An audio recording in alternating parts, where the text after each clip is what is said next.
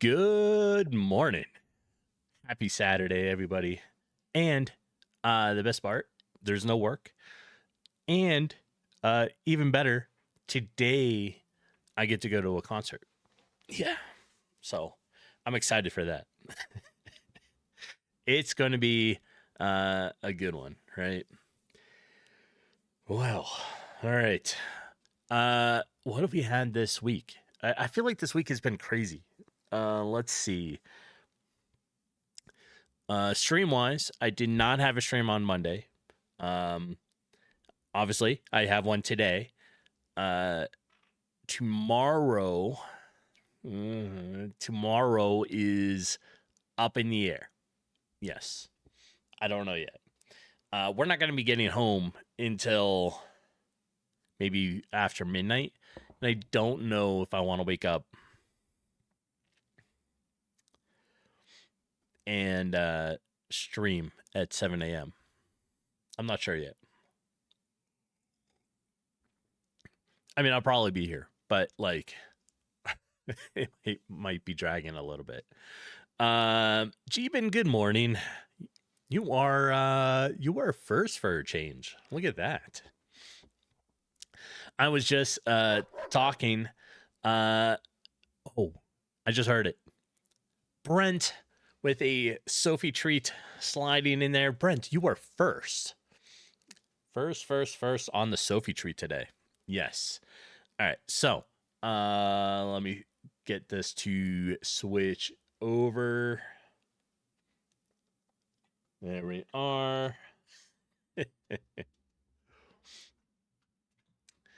And yeah. Brent Jeepin's saying she gave Sophie a treat before she left for work. Technically, she's kind of first.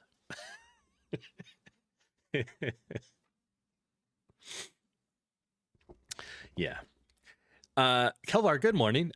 Game dev from the concert, problem solved. Just make sure you're near an outlet. True. Yeah, we're going to a concert today, and it's gonna be a lot of fun. It is. It's like 10 to 11, like 10, 11 hours worth of a concert, right? Because it's a conglomerate. So there's multiple bands and musicians that are playing. And you have different stages and different things going on. It's a lot of fun. So looking forward to it. True. But I could just sit there and take a laptop and be like, I'm coding here in the middle of the concert. We're good. It's fine. I don't know if you all have heard this, but Diablo 4 put out a fix for something, right? And it accidentally made everybody like immortal for like half the day until they realized it and put out a immediate hotfix to fix it. So hotfix to fix the fix. Yes. Right. All right. How about some music? There we are. I wish I was on. That would have been fun. Just run through stuff and like be completely immortal on it. And yeah. Oh, I'm on the wrong screen. There we are. So everybody should be happy to know that Sophie has been doing better. Right? Hasn't had any problems. The med seems to have worked pretty good. She has still one or two little things, but they're minor, very minor. But she is doing much better. So, all right. Outside of Diablo and making all their players immortal for half a day, who's got some game news? Anything else going on this week that I didn't pay attention to?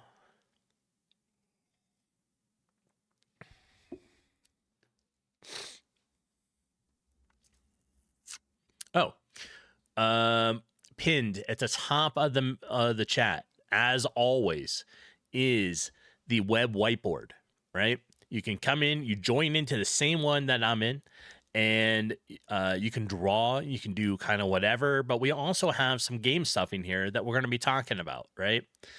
I now have it so there is 2 rows, up to 2 rows, I should say, up to 2 rows of enemies. So you can have up to 5, right? It's random on what you're going to get.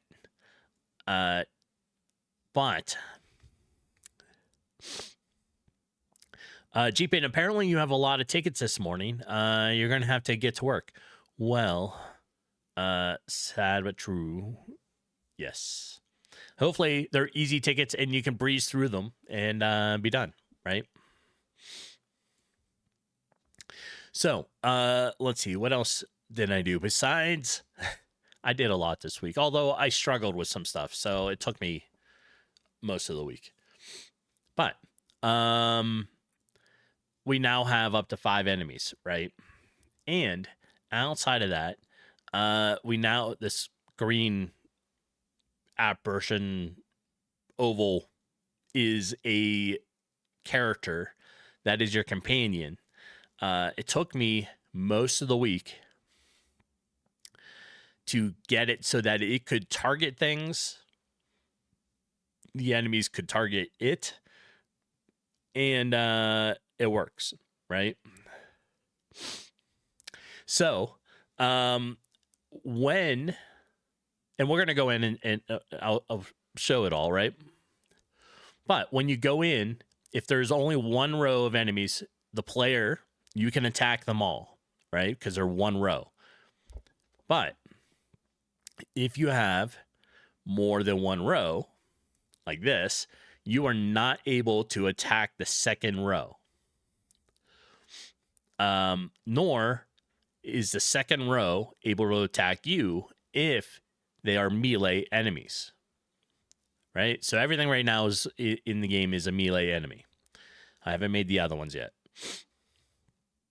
But as you eliminate the first row, right? So as you eliminate these guys, the back row will fill in, and then you can attack them. The other thing is your companion that you find somewhere along the way is ranged, and you can use your companion to hit the second row because they have a bow. So you can target every enemy that's on the board with your companion. Yeah, that took it took me a while to get the companion stuff to work. I don't know. It just did.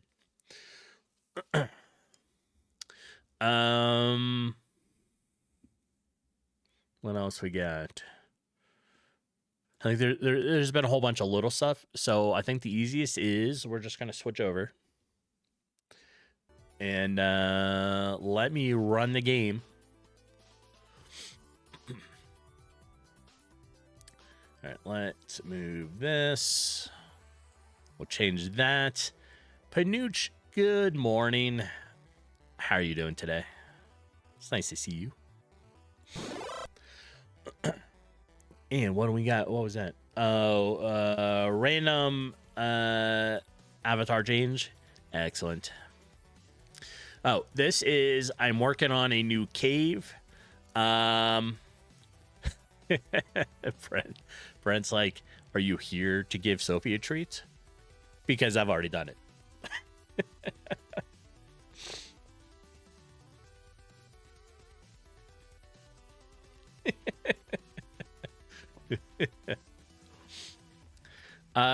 You were watching Jeepin stream from last night. Excellent. Yeah, she was on she was playing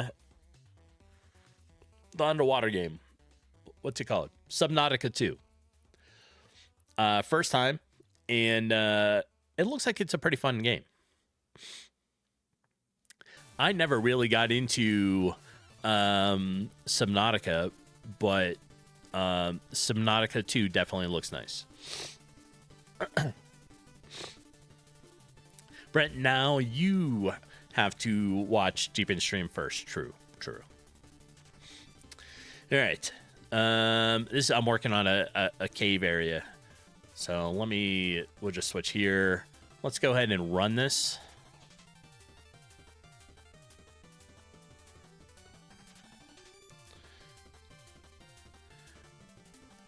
Actually, before we do that,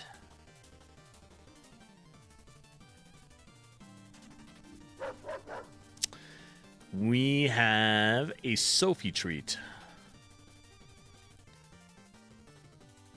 All right.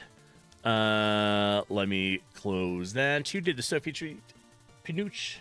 Thank you for that. She is patiently waiting here. She hears everybody's name, and she's like, oh, is there a treat for me?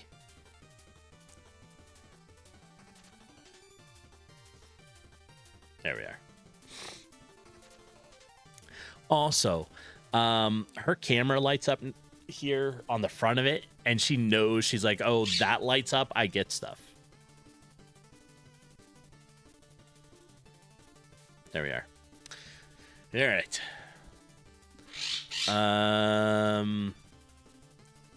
We're gonna do that. Let's run the project here.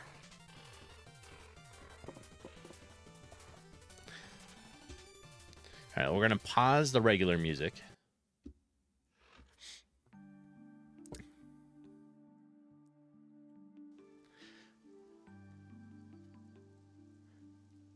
I don't know how well you hear it, but the weather system, right? So it's storming right now, has particle effects that are coming down to make it look like rain, and they're you can hear me, but not much else. Yeah, I don't know if I can turn that up more or not. Let me see. We'll crank it for the audio.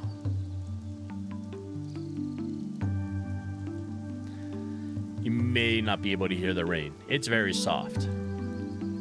The rain, yeah. But yeah, it's a nice, soothing. You hear the music of it? Okay. Yeah, I figured the music is going to be a little overpowering on the on it, but the rain is there, right? Let's see. So for testing, I have this is stormy. This is what it looks like when it's sunny. When it is cloudy, right? So each of these I've had to set a light level to. And then we go to stormy. So I have sunny, cloudy, stormy. That's it. We have also day and night, which is working pretty good.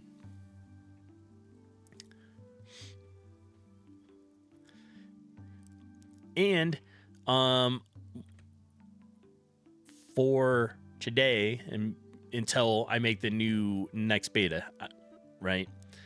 These guys are here, but these will not be here during the beta when I put it back out because they will be in their own locations.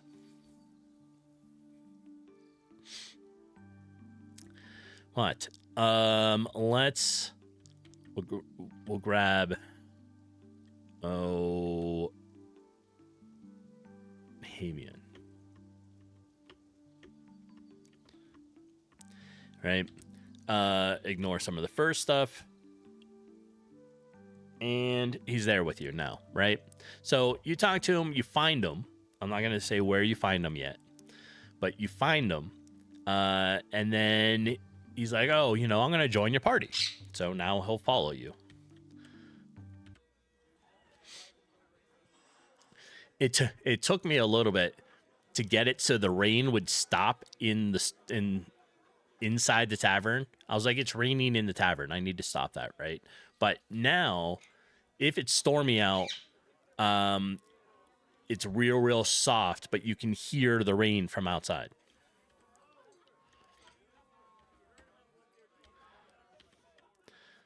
All right.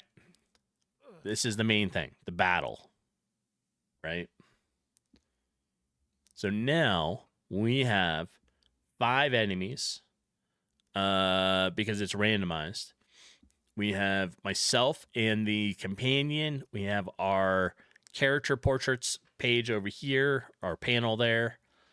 So if it is the character turn, right, you have the ability to let it auto attack. If you click auto attack, it will choose at random one of the enemies. Now, its preference is if an enemy is damaged, it will aim at the one that has the lowest health points, right? But if you want to do it, you can choose attack. Then you can target the enemy itself, right? So let's say you specifically want that one for some reason, right? Then it'll go through and work, right? There's no sound yet on the damaging or any of that stuff for your companion, but it's about a 50-50 chance on who's like which enemy is attacking which person, right? So it changes every time. I did increase it. So the player is starting with 6 action points. And when you find your companion, they're going to be starting with 4. And they're slightly lower on health.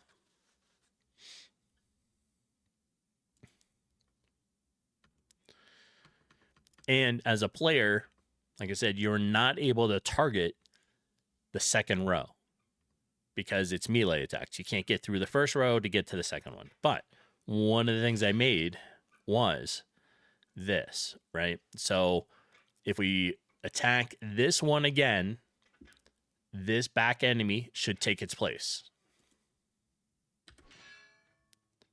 Like that. Now you are able to target the enemy that just moved forward, right?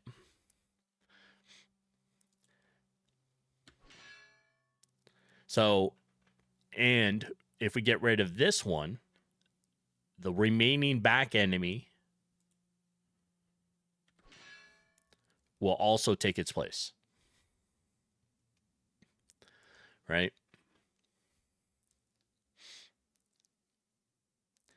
Yeah. I've spent all week on this. I was struggling so hard with it.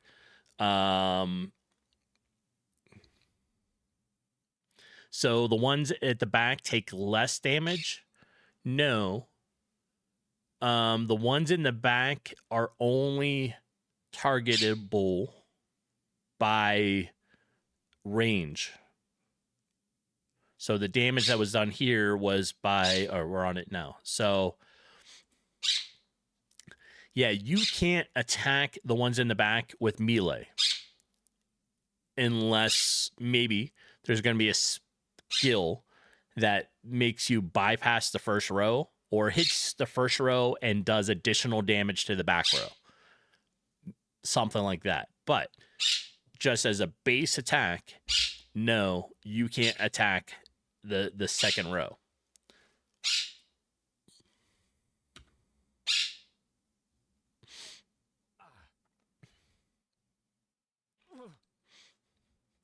Yeah, that's kind of how I'm working on things, right?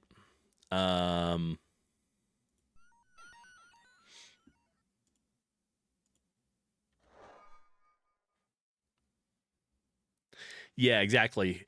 So if you do a skill, stuff like that sounds cool. Something like Pierce. Yeah, if you had Pierce and you attack your first enemy, they will take the highest percent, right? Then an enemy behind them will take, like you're saying, 50% or something. That way, it gives room for the skill to be there. But right off, the start, no, you are not able to attack the second row without a companion.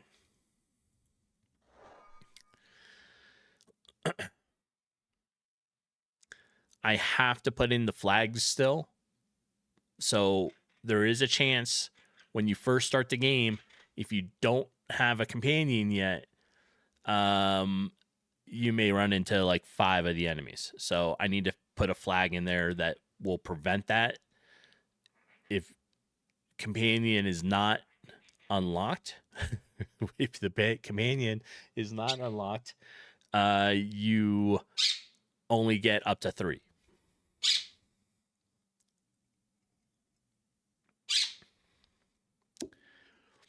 And I'm still trying to find it.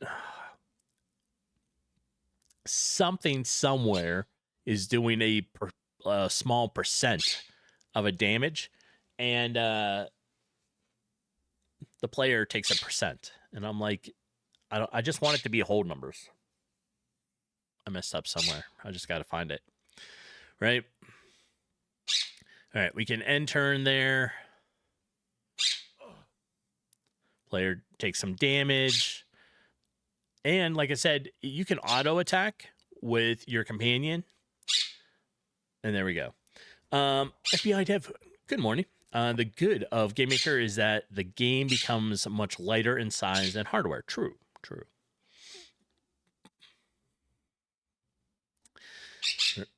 All right, so we're now back to here. We'll do this. 5, 1. There we have it.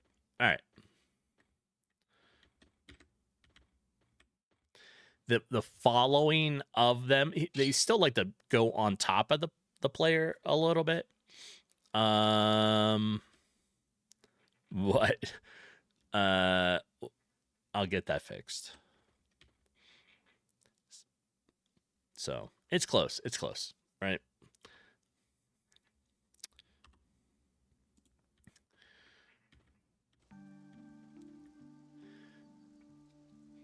And I did complete a couple things. So when you come in here and you're first starting, right, you can't get out of the grasslands except to the bottom part of the marsh, right? Right here, it's blocked. Oh, I can't go through here. That kind of stuff, right? We talked about it, and I made it so it won't activate until, let's go talk to Brewer. I have all this stuff on me for testing. We're going to turn in, like, accept the quest for the 1, 2, and 3, and then turn in all the stuff.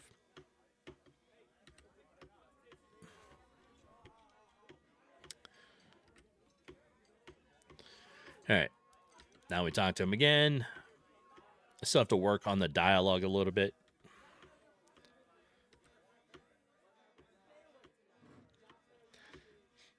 All right. So first quest is now completed.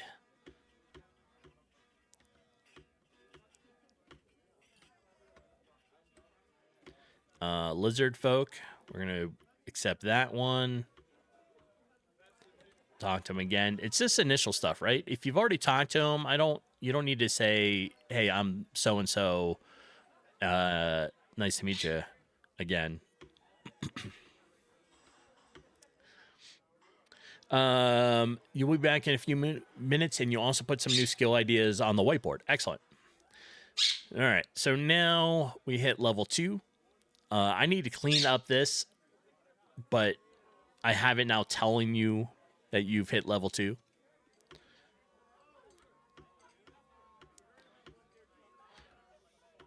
I think we turned that in. Okay, so we can choose this one. So this is our skeleton one.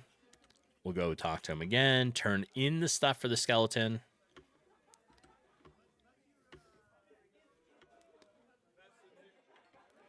All right. So now we should oh, it's not letting me click that. If we come out, quest 3 is now complete, and it won't activate until you come out. But here is Paul, Paul the lumberjack, who is meandering now through town. And if you have the wisp with you, which we're going to grab the wisp now. All right, so now you have both your companions. And we'll watch up here. Once Paul makes it to... Companions, get off me. Once Paul makes it to his spot, the wisp will tell you, hey, you know, Paul the lumberjack just made it to town. He's near the forest. So now you know, no matter where you are, you're like, oh, let's go back and find Paul, right? So then you talk to Paul. It talks about these, you know, the trees and all that stuff that have fallen, but his axe needs sharpened. You know, think you can help. Sure, you can help. Right, here's what I need. Take my axe to the smith, get it sharpened. I'll evaluate the trees while you're gone. What's that? Don't lose it.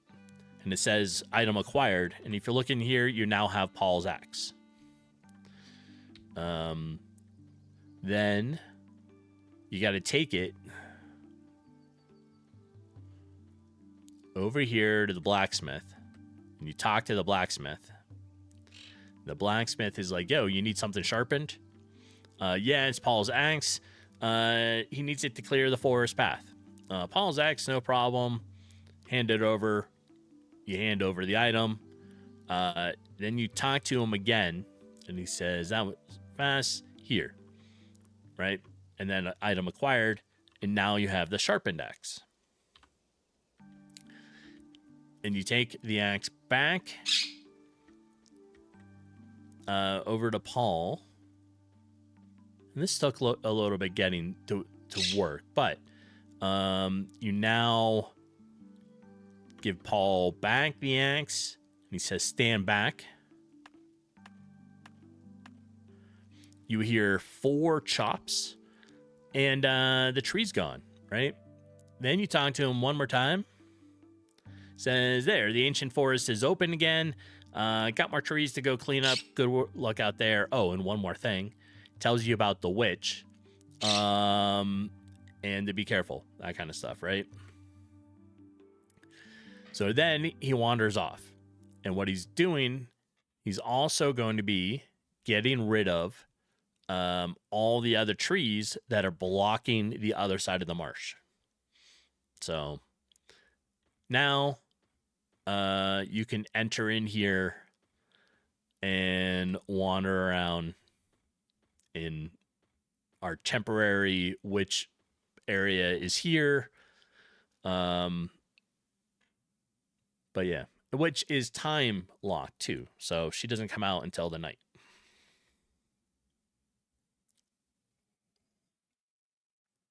And that's what I've been busy on for like the last week. It's all this.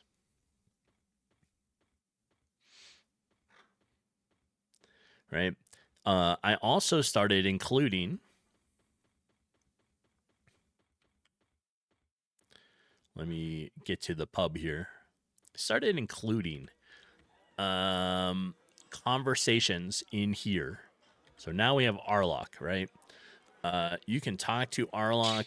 It's got a bunch of different topics and stuff that he talks about, but a lot of it's kind of like jumbled. They just think he's the drunk. He came out of the forest and he's become a drunk, right? But he talks and lets you know a little bit about the story. And gets you confused with somebody that was his partner at one point, and you hear the background and, oh, there's something going on in the bottom of the forest. There's corruption, that kind of stuff. And now it's kind of dropping hints about what is to come, right? So you're foreshadowing things that you're going to have to deal with. And I'm going to make it so that the other ones, NPCs, some have rumors and others are just kind of like, don't listen to Arlok. He's the drunk, right? But, and that's kind of where I'm at with everything. Yeah. Like I said, we have it. So we have the different weather. It automatically changes between it. It's not on any particular pattern. It's just kind of random on whether it's sunny during the day, cloudy, or runs into a storm. And it can storm at night too. I did make it. Suppose I should restart it. Yeah, let's restart it.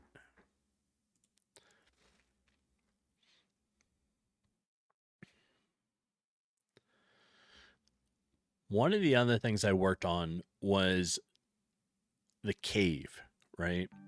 Why do you need a wisp? That kind of stuff. So let's just go down here. You know, it's sunny out. You get down here into the marsh. It gets a little darker, right? Because it's the spooky marsh. And you got some other creatures around. Stuff going on. Right now, there's just lots of rats everywhere. Because they're the ones that are invading up, and that's why they're in the cellar. But you find the cave, right? You enter the cave, and it gets real dark on you. Real dark. And you're very, very limited. Down here, it's telling you it's too dark to continue in here. There must be another way to light the path. So, you can walk around. You just can't see anything more than this. That's it. Right? So, not recommended, but you can. Now, you leave. And we're going to run and see if I can get away from these rats. We're going to go find our wisp. Which, right now, for testing, again, they're up here. But when I put out the betas soon, they're not going to be up here. They'll be in their location. All right, so now we have the wisp.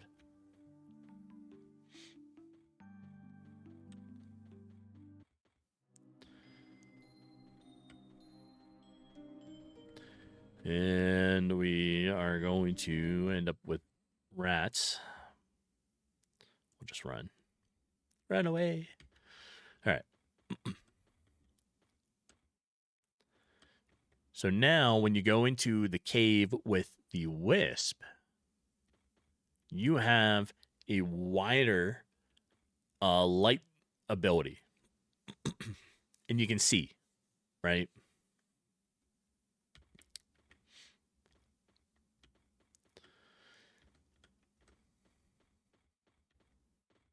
Yeah. I think that is working out pretty good with it.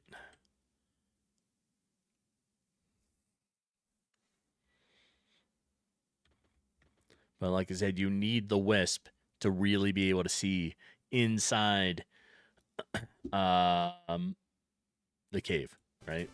Let me get some music back on.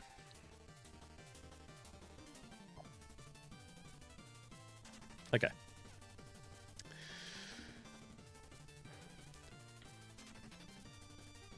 So,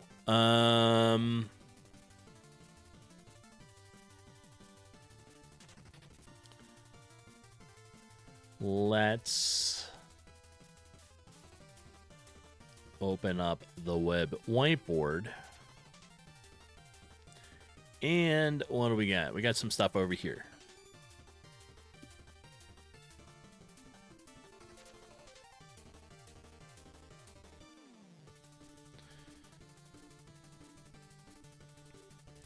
All right, so we have a couple skills. Let's move it. Oops. Let's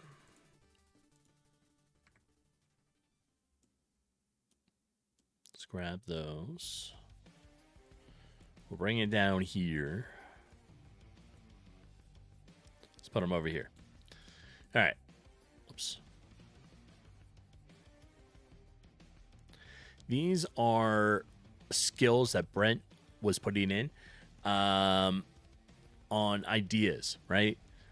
We have two active skills like Taunt and Body Slam. Taunt. A target enemy on the back row swaps position with an enemy in the front row.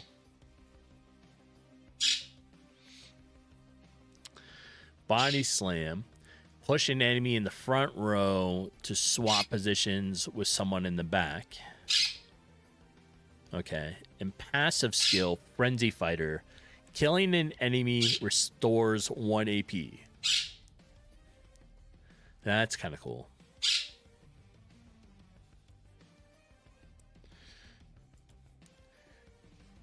Yeah, I like... All right, let me find the other ones.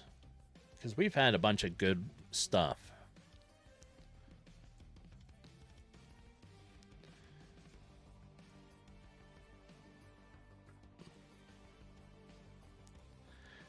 All right, and there.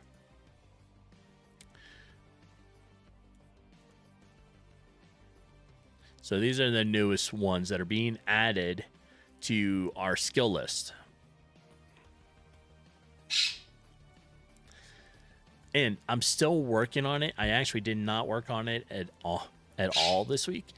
But this skill tree I'm working on building, and then I'll connect it and import it, right? But the base of the skills are here. So yeah, this is kind of where we're at with stuff.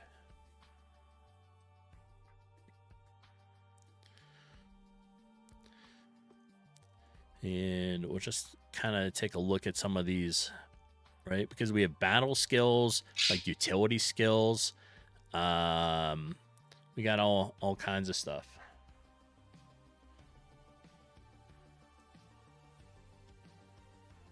All right, let's make that fit better.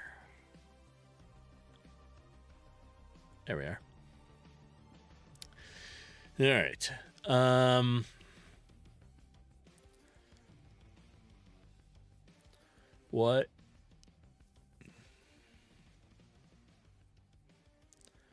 What's something I need to work on at this level, right? So I think one of the things is going to probably be fixing it so that when you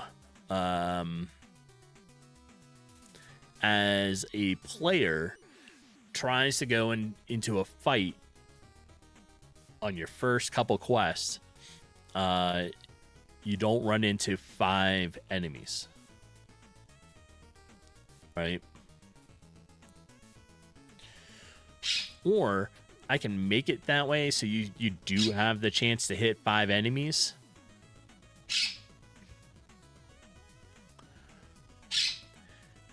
Because technically, the back row isn't going to attack you, and you can't attack the back row. So it's really only like there's 3 there anyways, right?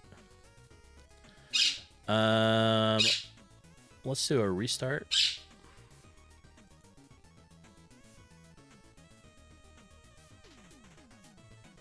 And for those that can hear her, Arwen sits behind me. And Arwen is the 5-year-old Quaker parrot. She wants uncovered. She'll have to wait.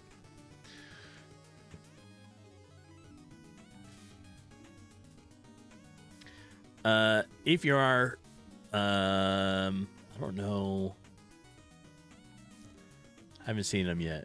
But a friend of ours, homeless, likes to talk in like I don't know, silly phrases, right? And so I was like, oh, I'm going to take that and make it so that the homeless character has a whole bunch of silly phrases as well. And Brent is in here somewhere. There he is. And he's the information broker. So you can talk to him. And he's got, hey, did you know you are in a game? Want a hint? Right? So you have game hints, something random to tell you, and some jokes. So that's in there. There you are. Most handsome NPC ever. True. After the town drunk, okay. And of course, Sophie. And I just noticed Sophie's name is showing up twice up here. And Sophie just said, nice day. So I got to fix that. But you can pet the dog and give Sophie a treat in the game. All right, so we're going to go in.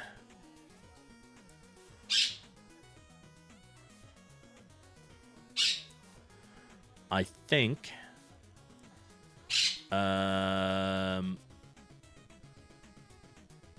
we'll just pick this up.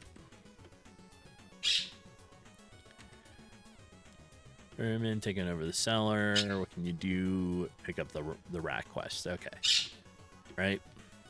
You hit J. You now have an okay journal. Right?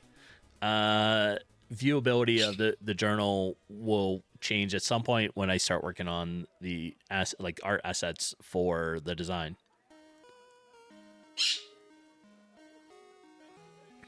But at least it tells you everything about it, right? So what do you need to do? How much is your reward? That kind of stuff. And it'll tell you how many rat tails you need.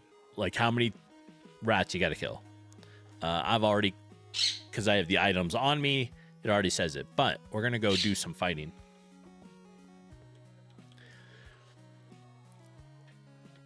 Okay. Right off the bat, I got 5 enemies.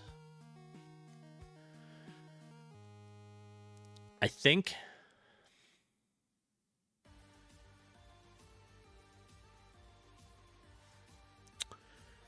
oh, I see something that happened.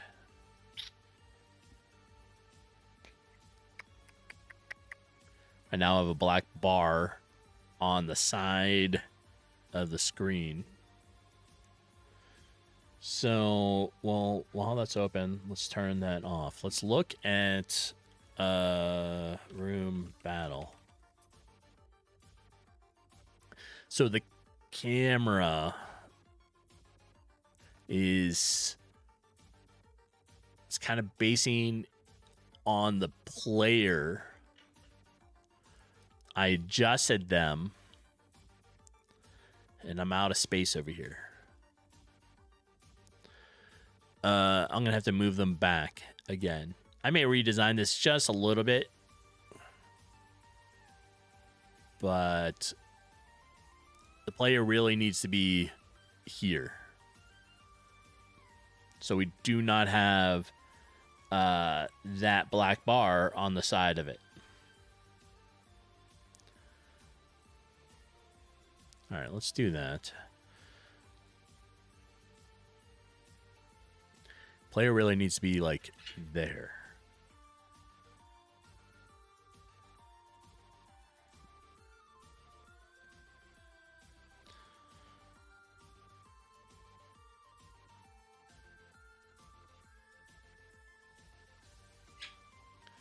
This might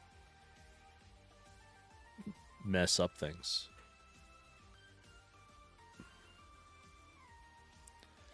And then we'll just leave it like this. Let's see what it looks like in game.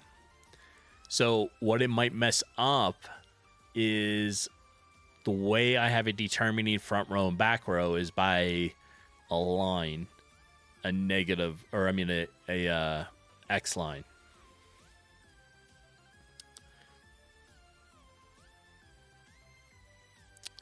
All right, let's run it. Let's see if I mess things up.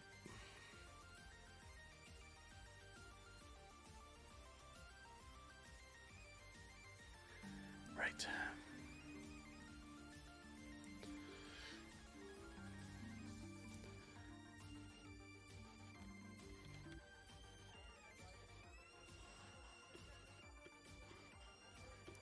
All right, let's pick up the quest. Oh, and Brent, I don't know if you saw me talking about the cave in the Wisp.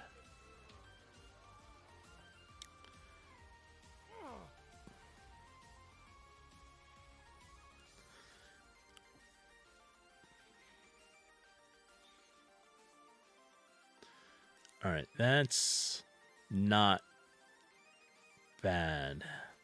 Can I put...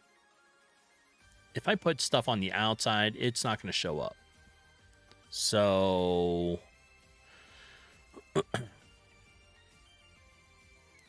right? Like, if it won't even let me. So, how do I deal with this? I'm probably going to end up having to move them.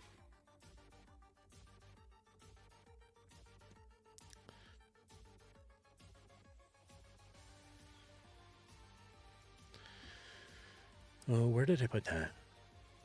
Damage numbers, enemy front row. Okay, so we'll have to change these two numbers. It's not hard.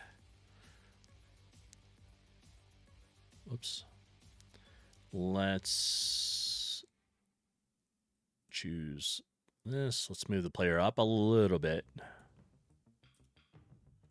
and go here.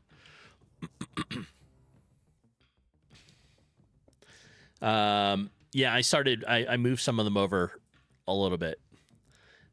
So did you hear that I made it so that if you go into the cave and you don't have the wisp, you're not able to see, right? All the light reduces like basically to just the player. And it, you know, it says, "Oh, you can't see in here. You need to find another light source," right? And then you go off and you do stuff and you find your wisp, and then it makes it so that the light is real big and you're able to see navigating inside the cave.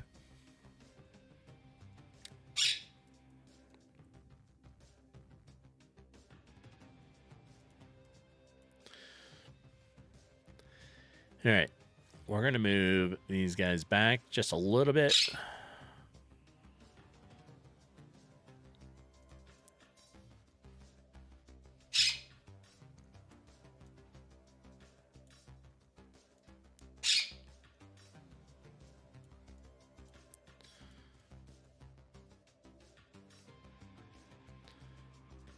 There. So now, what do we're going to say, what is that? Like 470, 480. How about 480? 490. 480. 485.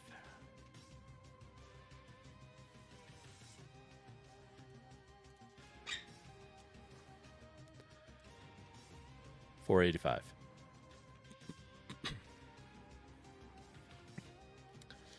So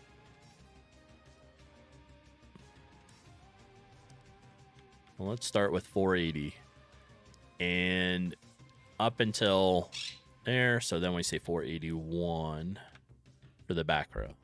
All right. Let's see how that looks.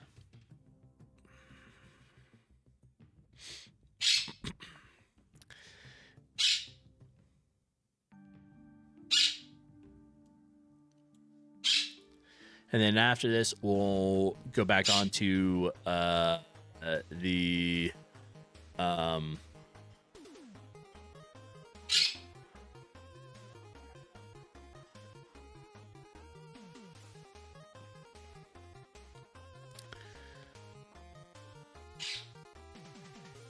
Okay, so I think it looks better. I think this is fine. This stuff won't be here. It's not as... I don't know. I don't have much room to be able to move the player because I made that mistake. I should have done it a little different. I could probably fix this. So the problem I'm running into is if I move the player this way, the camera is seeing off the edge. And so there is a black bar on the screen. So I have to keep the player this way more, even though I would prefer it back a little bit.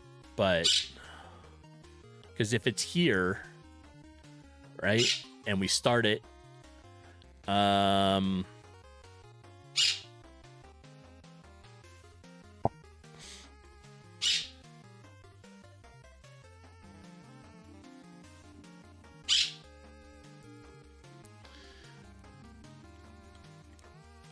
we'll just...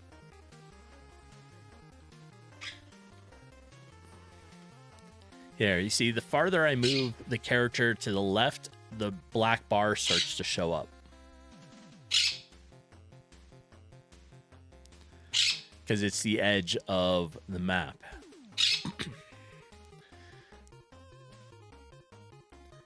I think what would have to happen...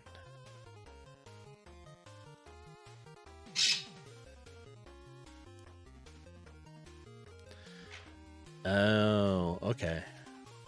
I didn't think about that. All right, let me make some notes here. Clamping the camera.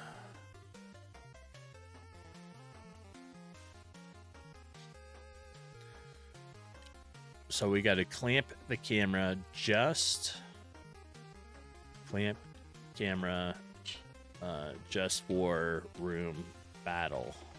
All right. Yeah, because that would be nice, right? The problem is, you know, you don't always see it, right? So, yeah. That would help. It was my mistake. I put the battle thing too far over. I should have started a little bit away from the edge. We'll see. I may also be able to move all the tiles over a little bit. I guess we'll just see what is easy. All right. Let's check out what is going on here. Oh, we got more up there.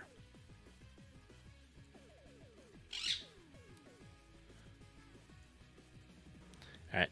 Dragging them. Dragging them down to where this stuff is. There. All right, so this is the new stuff. Yeah, I do have it locked on the player. I'm still getting better with some of the camera stuff. I guess I could clamp it to the room. I also probably should just redo this room and fix it so it's not like this big. I was thinking, oh, I'm going to have like 3 different types of battle rooms and put them all into the same one. But if I do that, I'm going to want them separate rooms anyways instead of all being in there. So it gets confusing. I'm probably going to redo this, and so in which case means I'm going to move this, all these tiles, I'll move them over, and that will fix it too.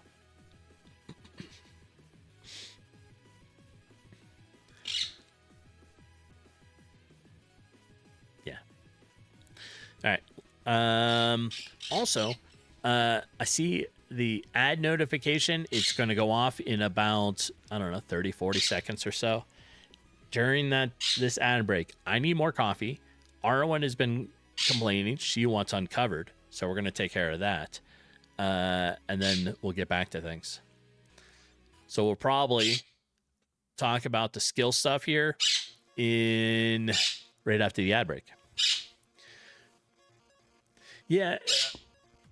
Add 52, the camera position. True. Yeah, the cameras.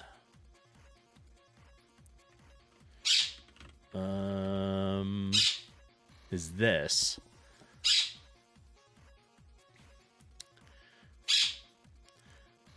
It's pretty simple, and I think I got the camera. Was it from Gleb? I think Gleb helped with the camera, right?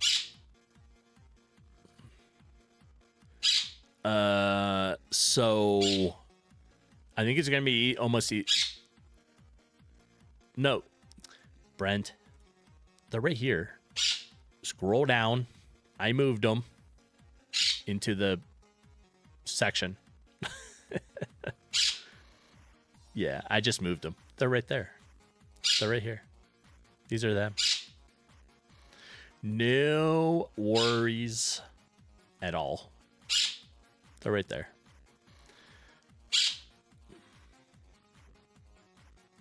Yeah, these are the new stuff right here. Also, there are the ads. I'm going to take that beer right back. I will see everybody in a few moments. Get up, stretch, get some more coffee, do what you need, and I'll see you soon. Hang tight.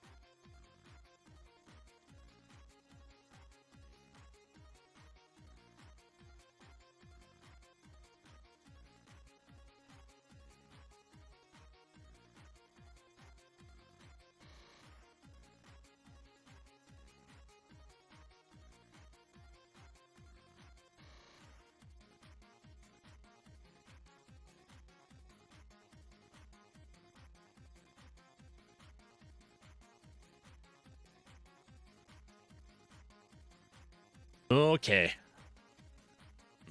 I'm back. Oh, let me check on a couple things first. So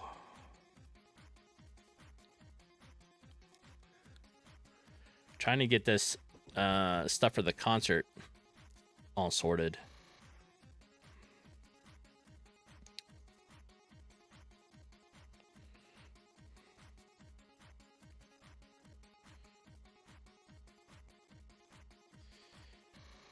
All right, I don't understand what is going on.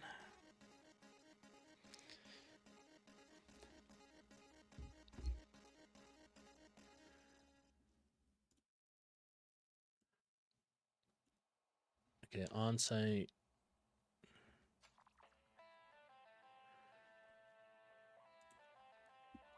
Something didn't go through for the concert stuff, and so I'm just trying to make sure. So we're just gonna hang out for a minute, and let's pull this up. See what Brent's working on. So it was this.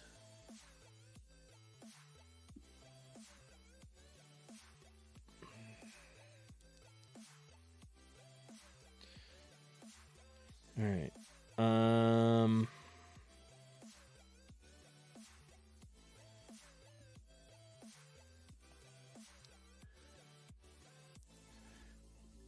It's always rough when you're trying to do other things outside of what you want to be doing, right?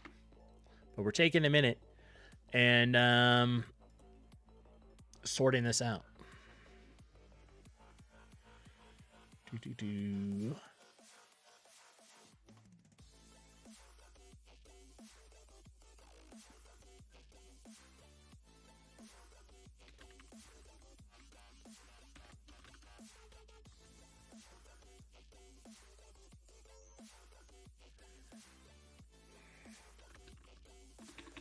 All right.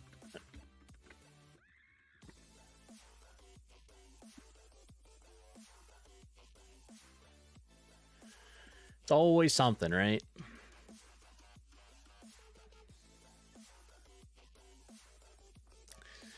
All right. So what do you got going on there, Brent?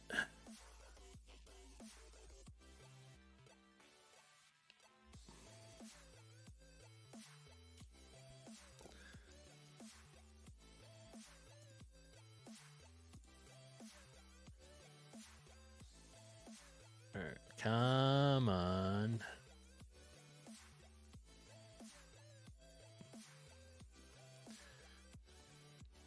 Probably the most important one is the pink sticky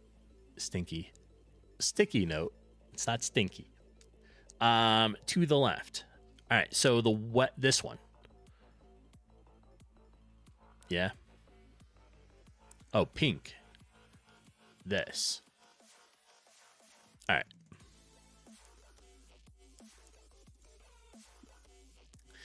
So, skill tiers. Skills can be locked behind a special skill node that you can pay or that you can only pay for with an item that drops from a boss. Oh, okay.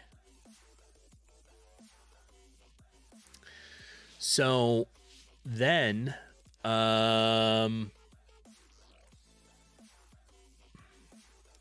so you can use the bosses as story locks on certain skills. I mean, I like that. For example, expanded AP pool can be locked behind a boss fight. True. Yeah. It basically prevents you from learning all the skills before you get to the second boss. True.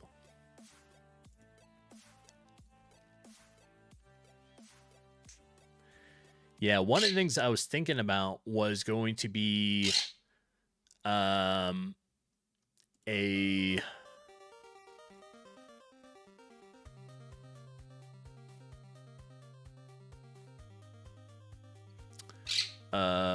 the boss, you're really going to run into a bit like your first official boss, I guess, is going to be right at the end of the third quest, right?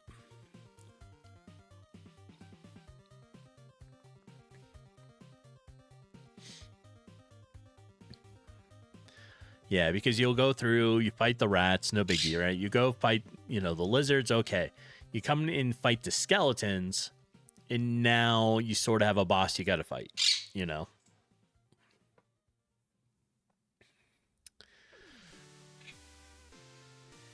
And with that, I was thinking, not this one.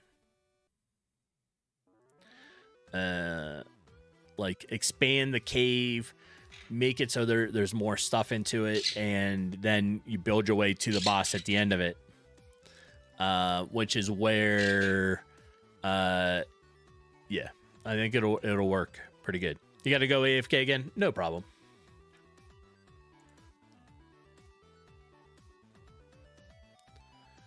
All right, I'm waiting on an email, but this has not sent me the email.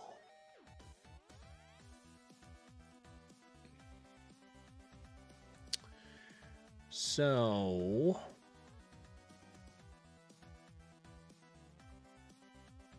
check maybe it's in my spam box. Let's look.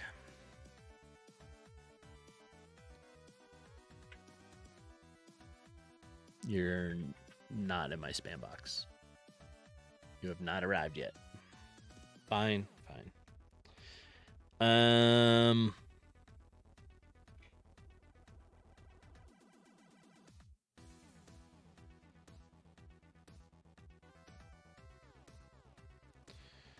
Go here. Okay. Well, we'll just give it a little bit of time. Waiting on an email.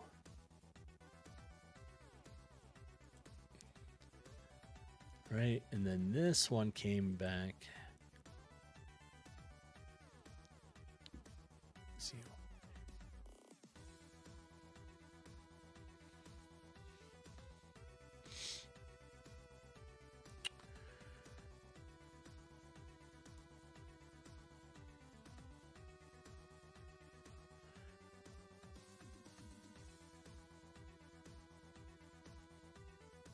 Okay.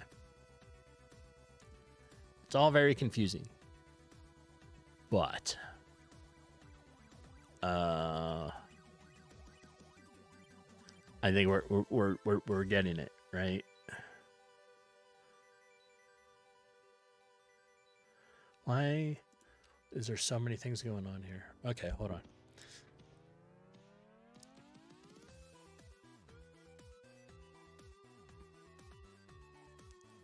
That's this. That is this. Let me double check here. Maybe we got it.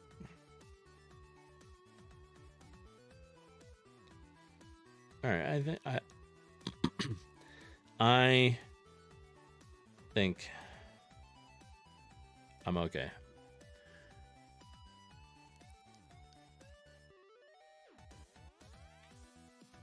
Oh wait, maybe it is not.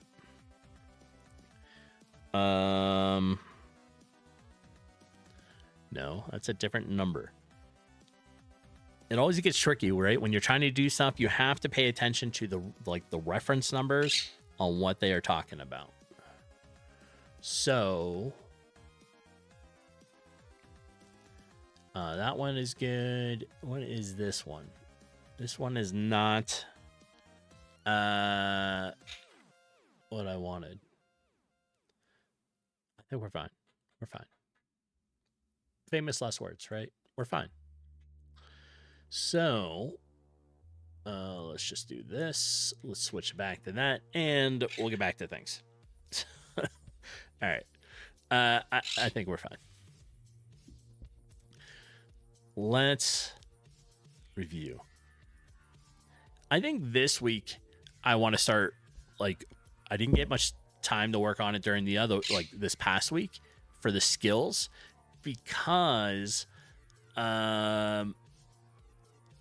I was going, it was going a little crazy with trying to get the companion stuff to work, and it took me all week to get that combat system.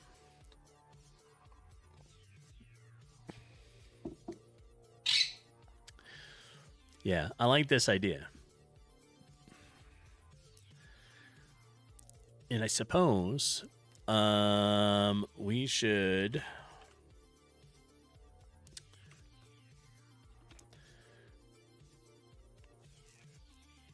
what do we want? We want the cave marsh.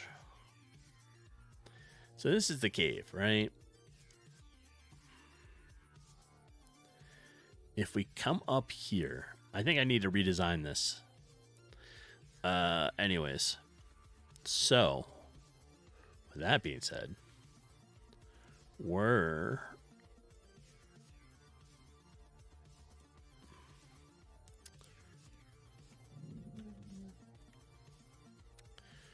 gonna rearrange this. Yeah, let's put those guys up there. Let's take these enemies.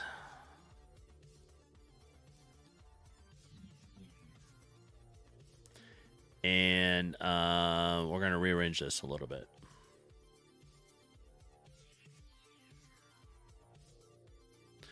Here, actually, let's just delete the enemies for now. I think this should be accurate here, right?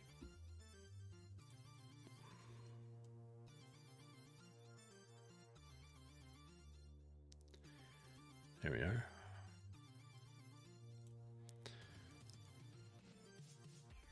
Let's go to the cave ground.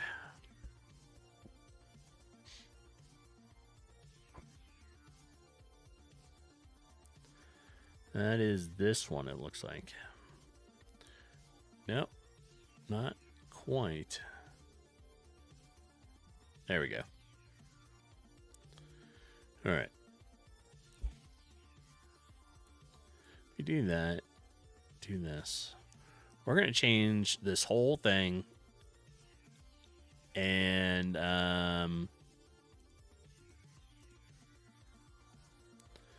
we're going to bring it out.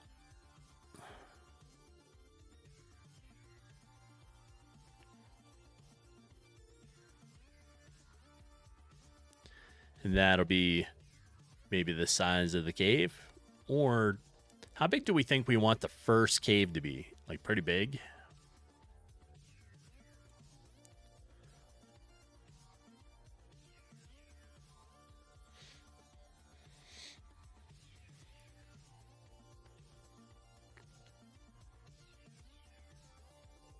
We have lots of room.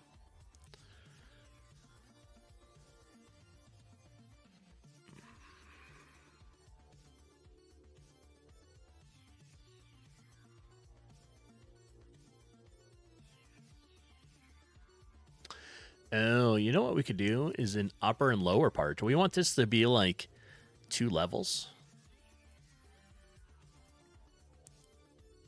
That might be a cool idea.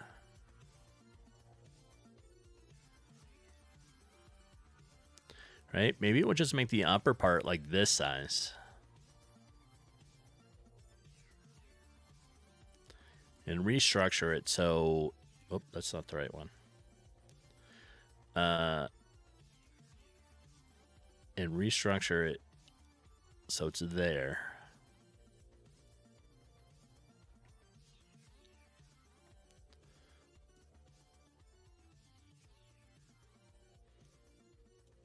Okay.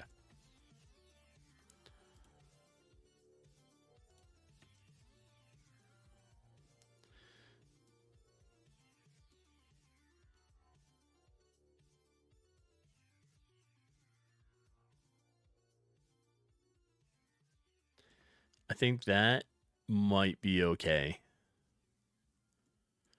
And we'll just get rid of that. And this will be kind of the top one, right? And then we'll have a bottom level.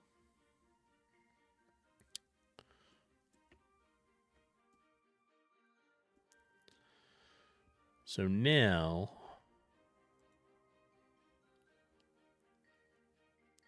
so the question is, let's just redo all that.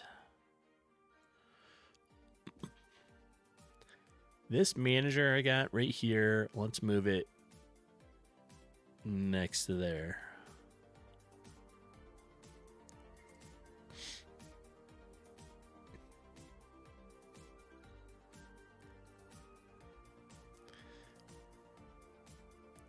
And if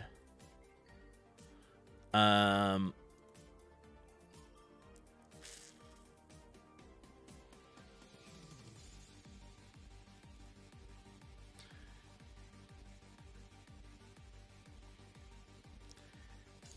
right, I need to make another asset, a tile asset here. We're gonna call this cave walk path. Walk path.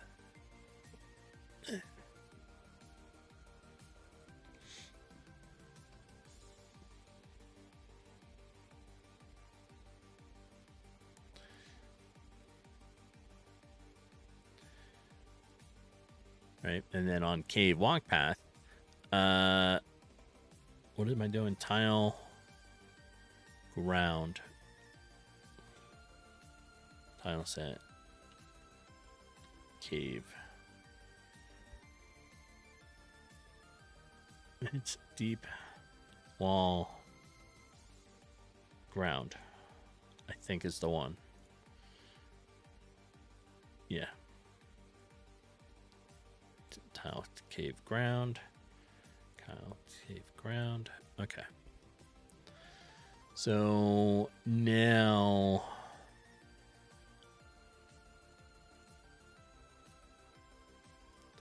you enter the cave, right?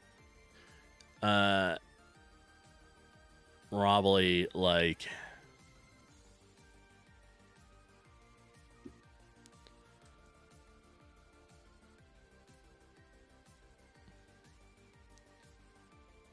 there. So I think we enter like here.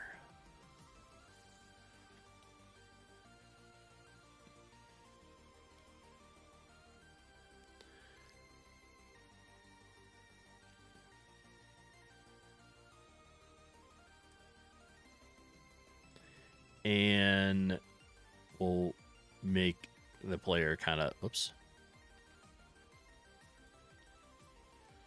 walk like this, right?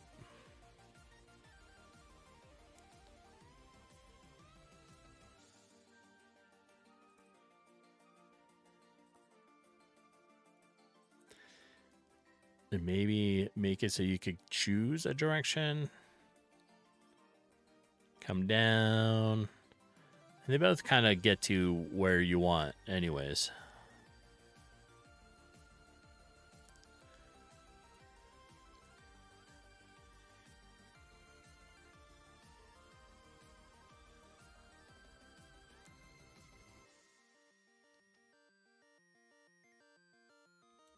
And then right here, we'll do something where we can try to make it like it goes into a downstairs.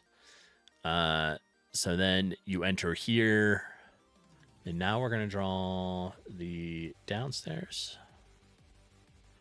Let's make it with a slightly different color ground. Like this.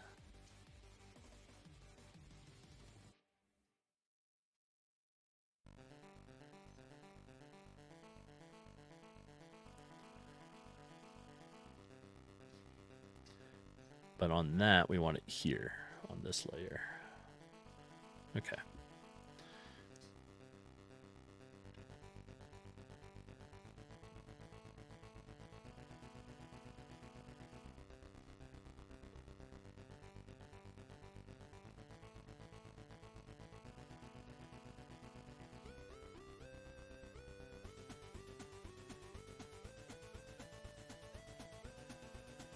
There. And now, we still want these stones.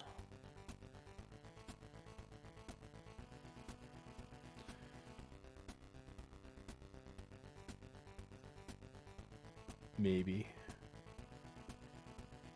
Oh yeah, here we go. We're just gonna switch. So the stones are here. All right. If we enter there, let's bring it here.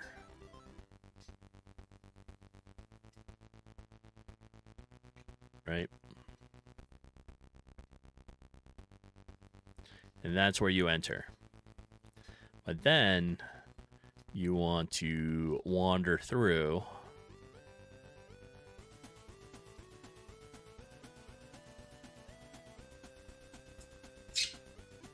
Maybe make a dead end. Go this way. Also a dead end.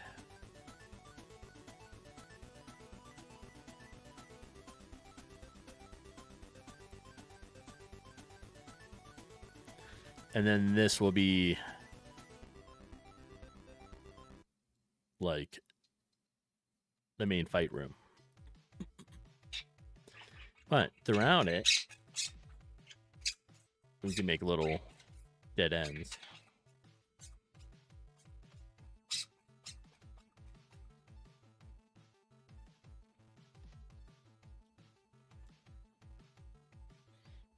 There we go. All right, so that will be our second level. And then we have our first, right? So, whoops.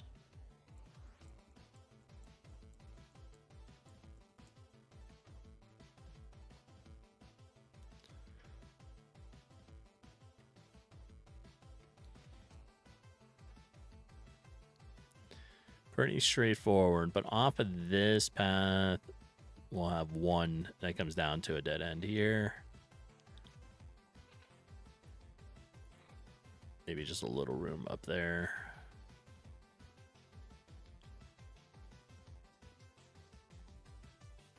Okay. I think that'll be good. So that will be our 2 levels to the new cave.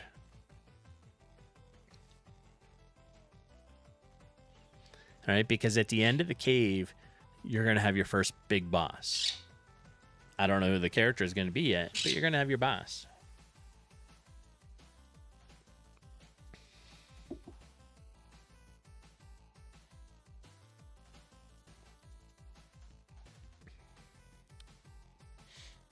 Okay.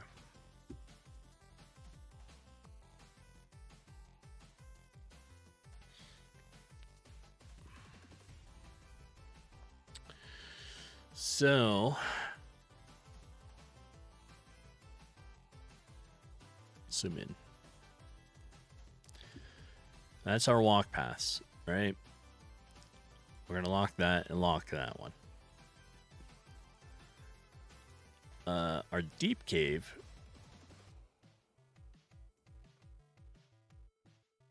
Oops. Our deep cave. We're going to erase this stuff. So now, oh, I should erase all this.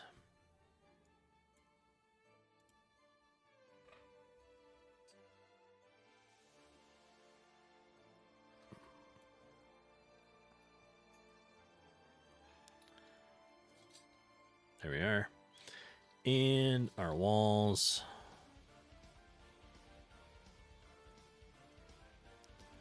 Unlock the walls.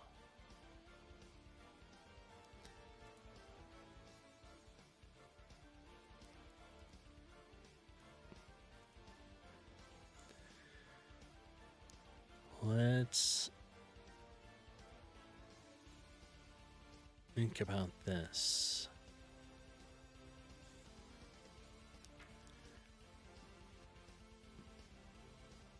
That's kind of that's the pits.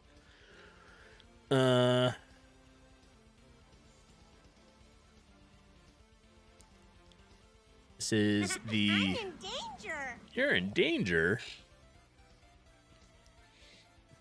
Ooh. Hi, Jeepin. How is work going?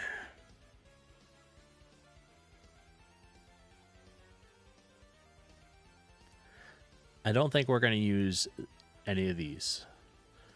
I think the cave stuff that I want for here is going to be this. Not good. So many tickets. So many tickets.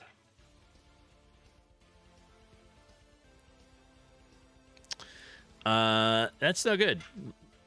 No good.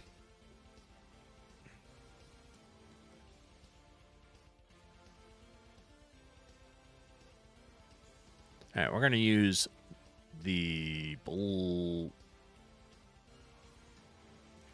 What do we want for the top level? Maybe this one. Or not at all. Maybe not at all.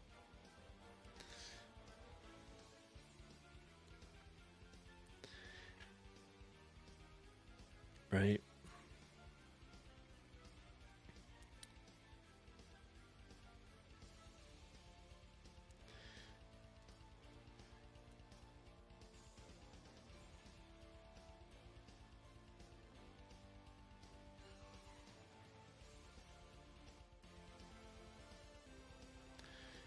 All right.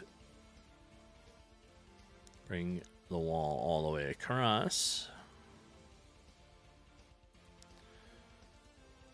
Turn the wall.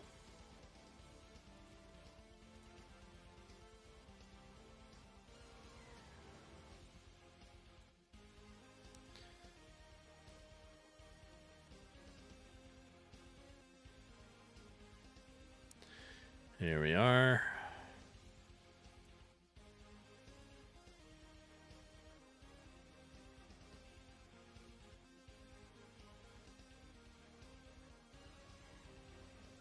Whoops.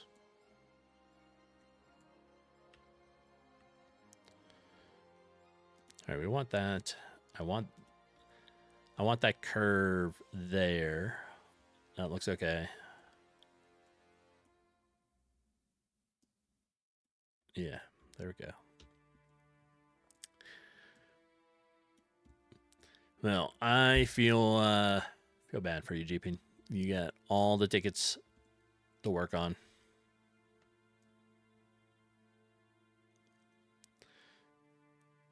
Right?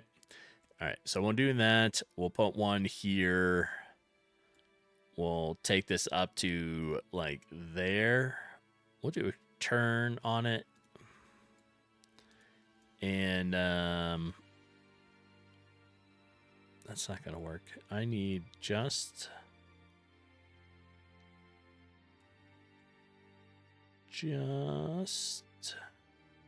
that one. Right? I guess we could do these two. No, it does not work. So we just need to do this one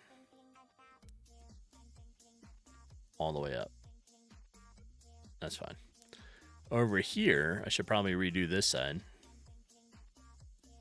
because that does make it look odd. So really just want it to be this one. Oh.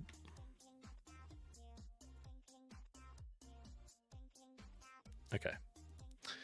There.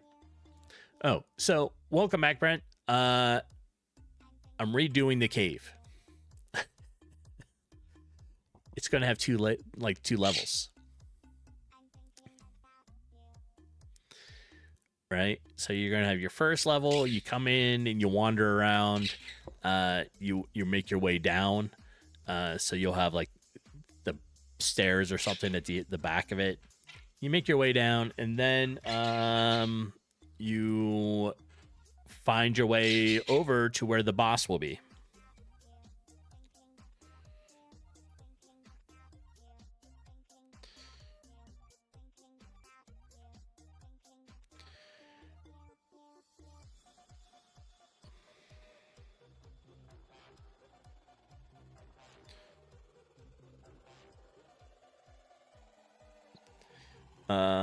Hold on 1 second. Let's see.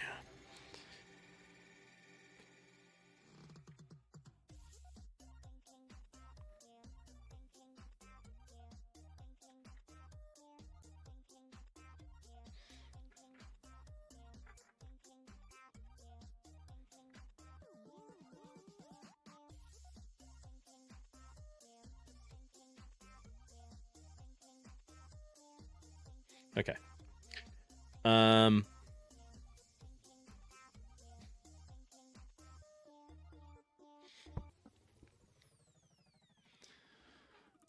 Yeah, I think the idea of like 2 levels to the first initial cave is going to be good, right? Instead of that small little cave, you can spread out things.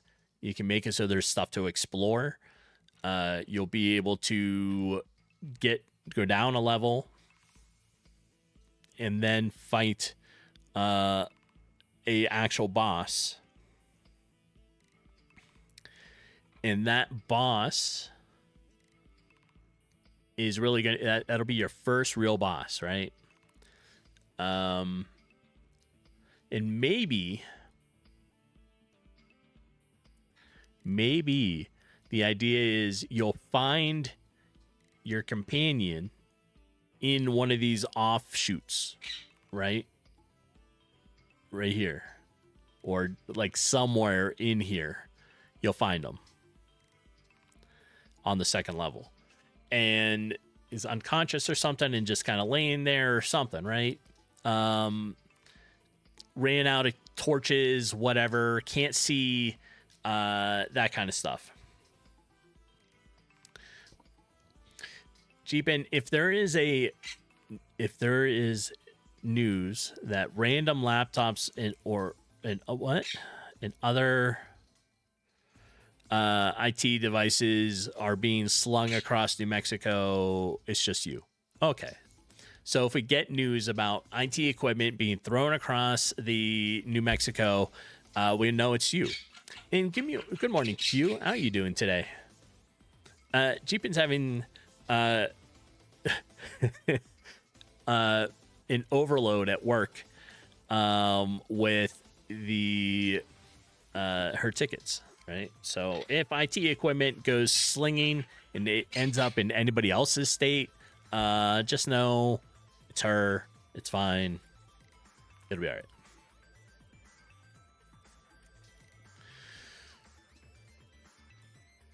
Okay, so I think that's what we're gonna do. We're gonna make it so that you find the companion somewhere in the cave, who then is there to be able to help you with the boss, and it gives you your first look, really, at what the companions do.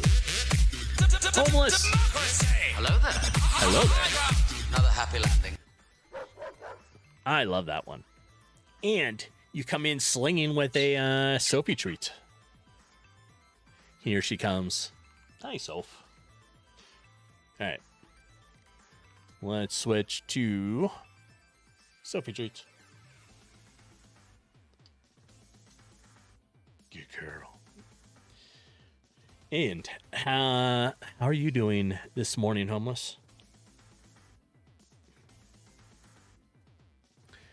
Alvar, you were very close to the Delaware River here in New Jersey.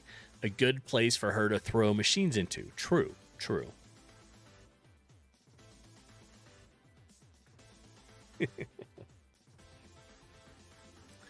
Well, if she starts slinging things, you'll see them. You'll be good. You are wonderful. It's supposed to be in the 70s today. That would be nice. I wish it was going to be only 70. It's supposed to be like 90 today. And the concert we're going to is all outdoors. We're going to be there for like 10 hours. It's going to be a lot.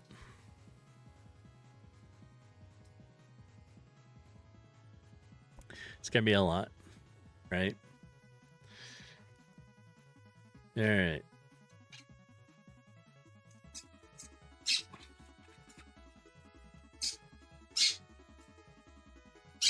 Okay, so it's going to be 90 and we'll be out in the hot sun all day. True. But we get to wear our cowboy hats. Yes. I'm excited. Those are going to be fun. Start hydrating now. All right. Not okay. I have water. It's clear. It may not be water, but it's water. I'm hydrating. But we get to wear our cowboy hats, and I'm looking forward to it. We have different types, right? Like different styles. And here, look. Where's it going? Let me go to the just chatting.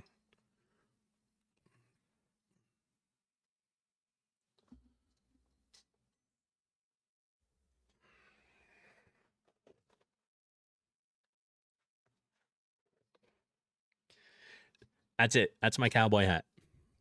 I'm looking forward to being able to wear this throughout the day.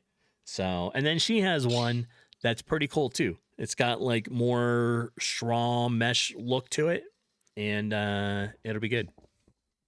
So, yep. Yeah, at least then we're not going to sunburn our heads as much. And it's already warming up. This hat that I'm wearing now is almost too hot to wear. All right. So,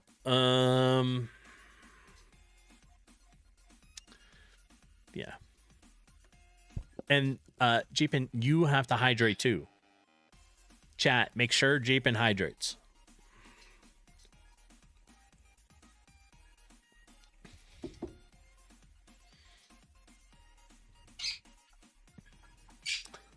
There we go. Hydrate. Yep. Need it. She needs to drink it. She doesn't like it. So let's think about this.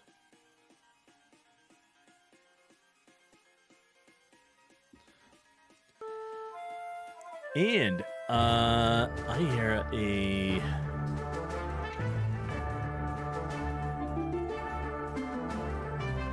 let's do that. You're a dungeon. I will join whoever ran that. Homeless. There we go. And Goddess of Encouragement, hi. Welcome in. I don't know if you were here. I was just displaying my cowboy hat that I get to wear today.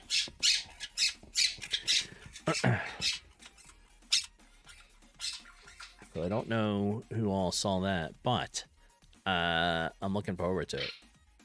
You missed it. You want to see the cowboy hat? All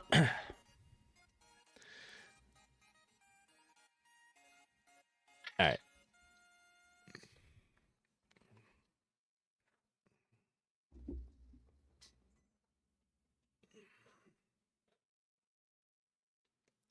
This is it. It's kind of like a mix of cowboy Indiana Jones style hat. Yeah. So we both have our cowboy hats that we get to wear. We have our cowboy boots, and it's gonna be good. Right? It'll be good. So this is it. Yeah. You like it? Yeah.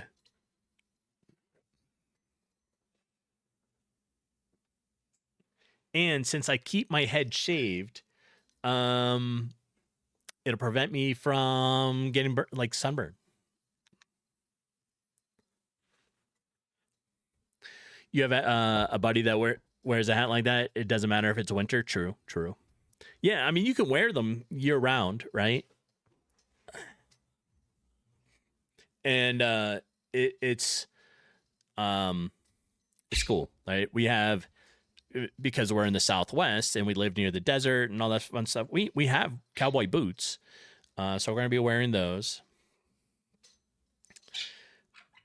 Yeah, it'll be fun, right? Oh, I need to switch.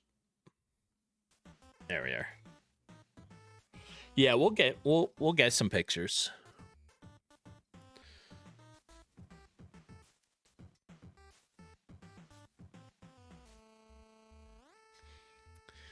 All right. I wonder. Yeah, we'll try to get some pictures.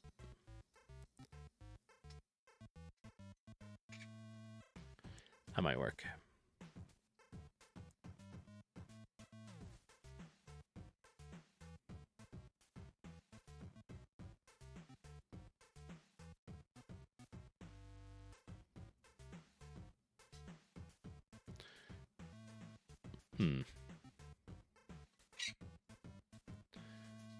Oh, there we go. We can do this and roll it like that. Give it a little curb to come into. Go this way.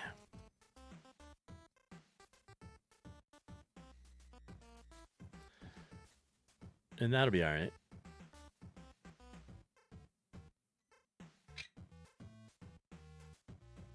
There we go. I was like, how am I going to make this little entrance area here? But I think we fixed that. All right.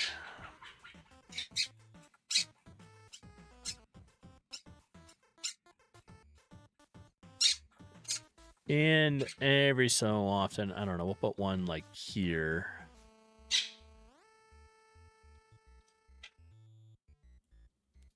Branch it out a little bit. And I think that will be fine. Maybe just like that. Jeepin, your coworker came in late. That's it. We're done with them. No good. Can't have them. But they brought you McDonald's. Okay. All right. We can ignore the coworker again. No, she brought McDonald's. She's allowed to stay. That's it. No, homeless. No quitting. She brought McDonald's. You got it? It's okay. It's all okay now. If there was no McDonald's, then there would be problems. We'd be flipping tables. Table's gone. You know, all that stuff. Can't do it. She brought poison. She's an assassin. I mean, true. She could be. There is no definitive way to check that. We're going to have to trust the fact that it's not poison. That's it, right?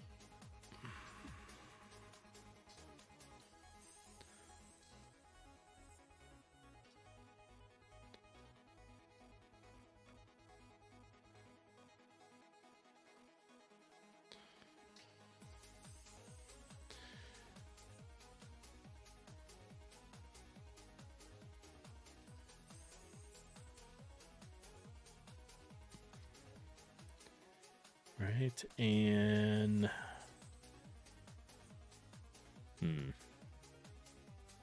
there. All right, we got it. We fixed it. We figured this out.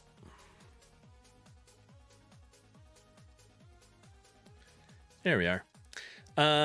Creative distractions. Hi. McDonald's covers a multitude of sins. True. So a co-worker of Jeep and Andy's there was late to work, but they brought McDonald's. So they're okay. There's no table flipping. Chat, we don't have to go and raid her workplace. It's okay, right? It's totally fair. True.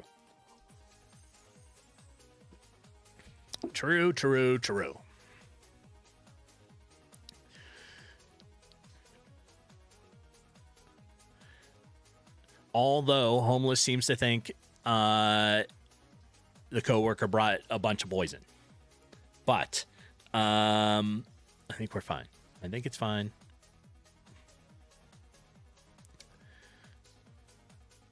Right? I mean, it is poison, but it's delicious poison. That is very true. It could be. Right? Well,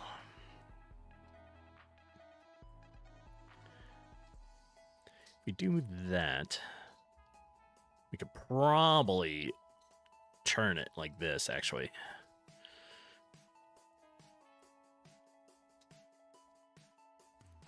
Actually, you know what? Let's do that. And kind of make it come down here. Let's make this curve like this. That might be good. Then curve it there. Here. Turn it.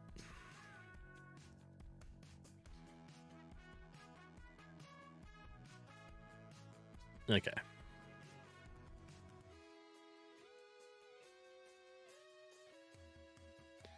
So then we need this one. Like that. And we'll just make the corner look like this. There we go. We're getting it.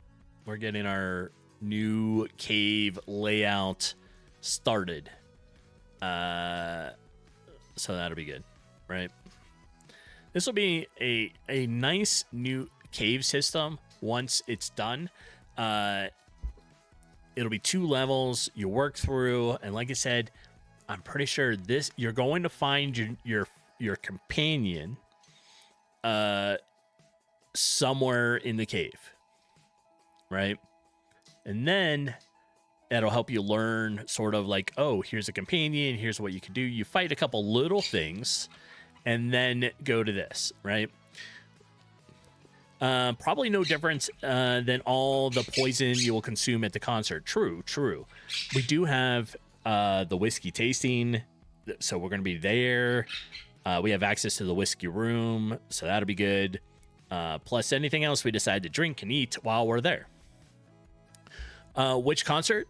It is a conglomerate concert, and it's like Boots in the Park. It is a whole bunch of like country shows, musicians that are going to be there. They have 3 stages, I think it is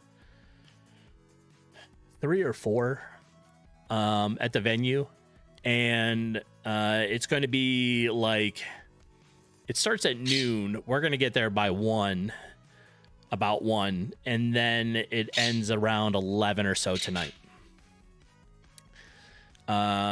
Country music. Oh yeah, and today is Post Malone. Last night was Jelly Roll, so it was for 2 days. We didn't go yesterday, but today will be a whole bunch of different musicians with Post Malone in the evening, and last night was Jelly Roll.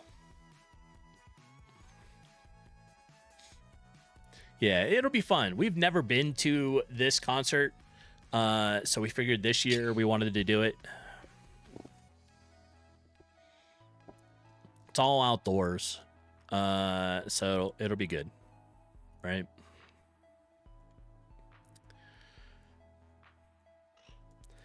It just makes for a long day because it runs until about 11 or so at night, and you know, we'll get there by 1 ish. It'll be good. All right. We need to make it so you can't go through here. That's our next obstacle here. I think we'll just make it so it'll be like this.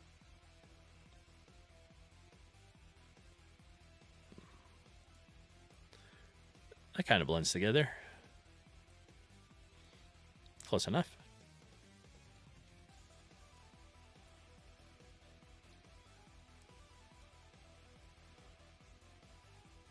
There we are.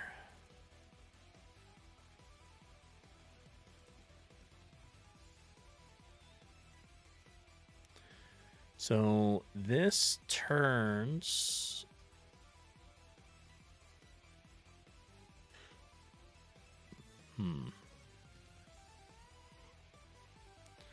What I think we're going to do is turn it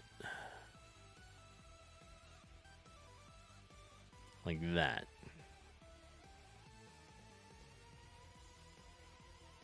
Yep. All right. So, what I am doing is I'm using my tile set that I've already worked on to design the caves for the RPG game, right? This is cave 1. This is the first cave you're going to find. This is the first one you're going to run into. And before, for the original testing and for version 1, which is on the itch page, it was a small cave, right? Well, now this is going to be bigger, and it's going to be 2 levels. You're going to run into your first real boss after it, and the caves are kind of like quest number 3, right? And it'll introduce your companion, that kind of stuff.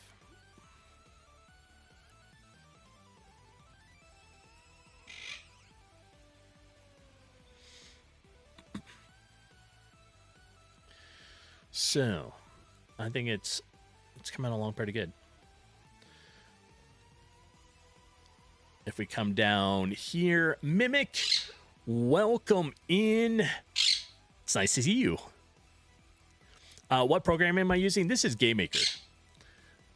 Everything is done in GameMaker for creating the rooms, creating like the battle areas, doing, let's see, room, world map here, right?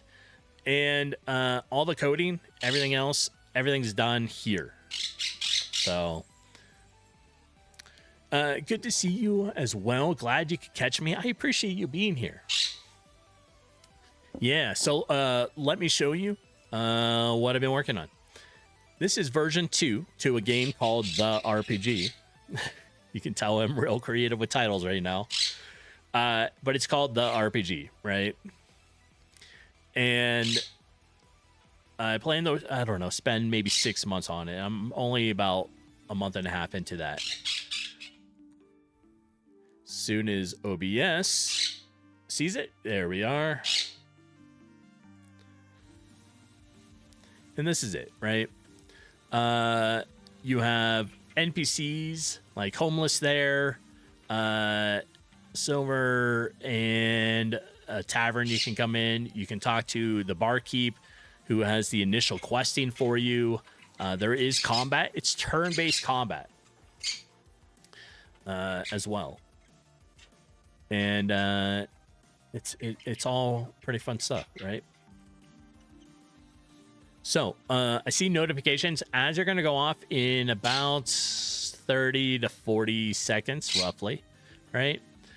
When that happens, I will take a beer right back because I do need some more coffee. I don't need to uncover Arwen. She's already uncovered. Right, Arwen? Yeah.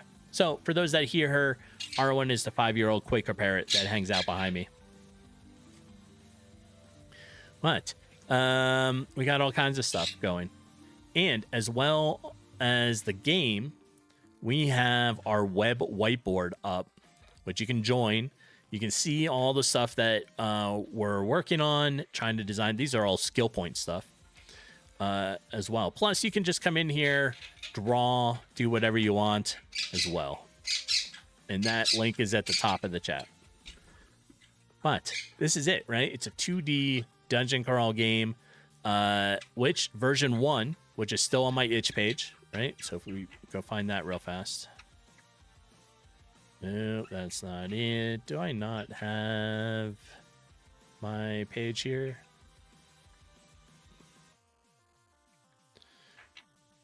Let me...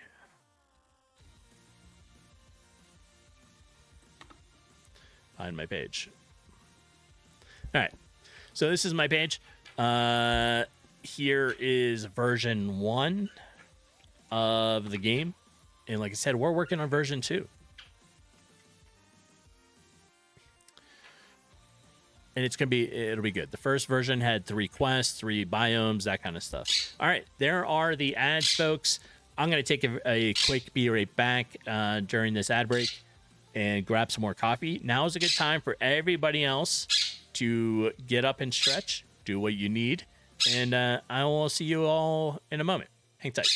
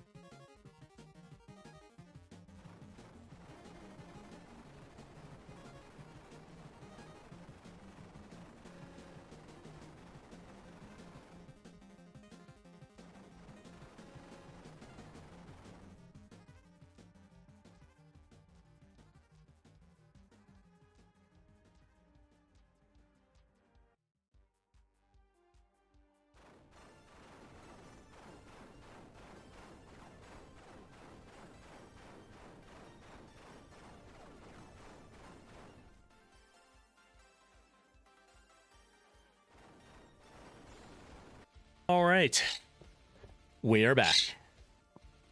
What was I doing? Oh yeah, I was talking about the game, right? The first version of this game had like 3 biomes, 3 quests, very minimal stuff to it, right? And the combat was totally different. That was the big thing that has been changed. So, yeah, I really like the way this combat is set up now. I mean, like it's turn-based, right? But I think it's pretty nice. Yeah, and like I said, expanding or in this new version, we're really going to be able to see all this. Plus, world map wise, we have a couple things here. There's going to be, I want to make a ship harbor. I want a desert. I want the mountains and a snow range as well. So lots of building to do. And yeah, fun stuff, right? One of the main things that we added for testing, those guys are right here, but this is currently the companion you find who will join you in fighting. And this is a little wisp guy at the moment. But for right now, they're just there instead of where they need to be. And when you first start, you don't have access into the ancient forest or the deep marsh.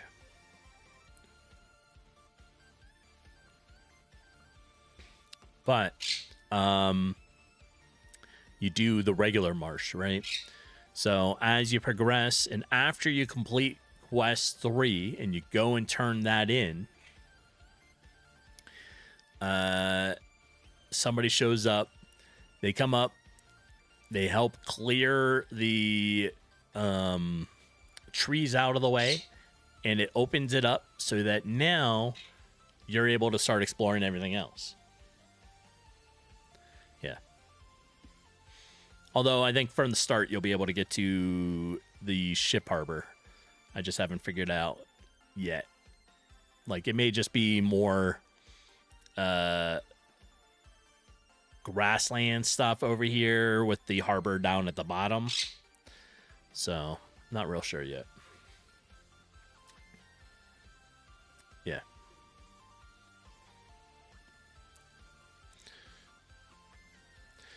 Anyways, if you are still there, Mimic, what are you up to today? After I do stream, right? So in a couple, I don't know, we'll finish up here another hour-ish, right? And then I get about 2 hours.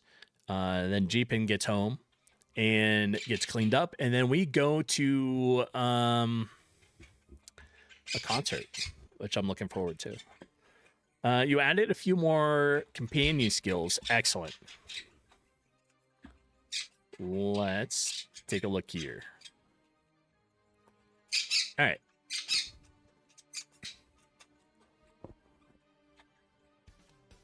Active ability. Companion arrow shower. True. Yeah, because the companion is going to be your ranged attack, right? It's opposite of you as a player because you are melee. You're going to be able to do arrow shower. That sounds really cool. Deals 30% more damage to a random enemy 5, 6, 7 times, depending on skill level. Yep. Companion active ability, first aid. Heals target for...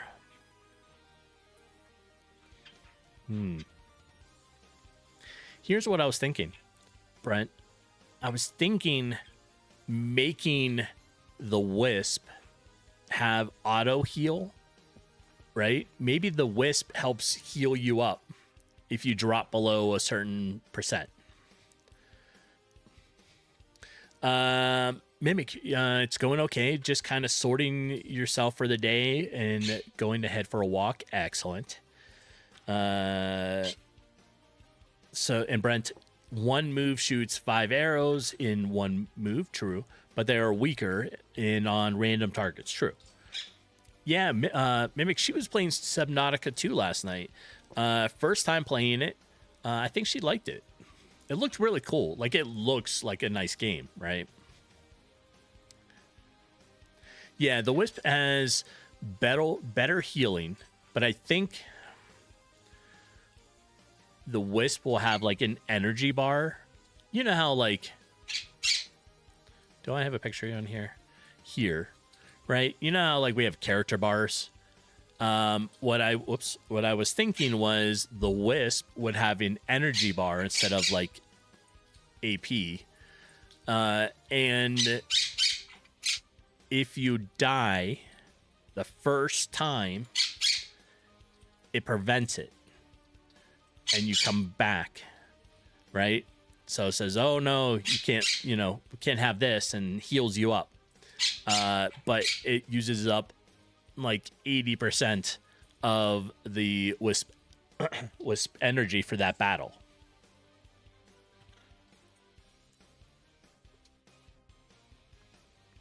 Or it's once a day thing, right? It's a special skill the wisp has, can only do it once a day based on the game time.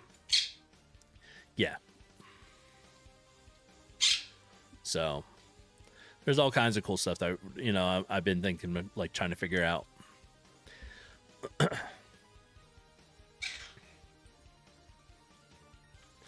Yeah. So once a day is cool, right? Because, like, if I start the game, every 30 minutes of real time is one full day in the game. It's currently where I'm set. It doesn't mean that's where it's going to stay, but it will, right? So this looks a little off here.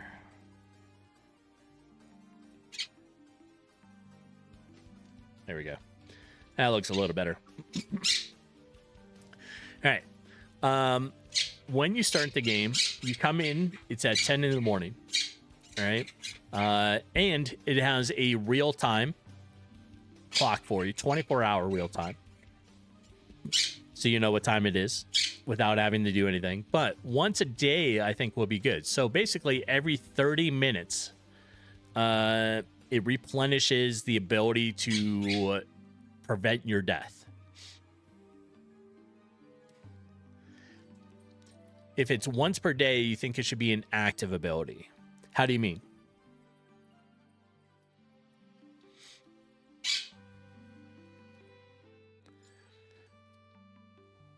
Like, it should just be something that's there, right? Not like a skill you add to it.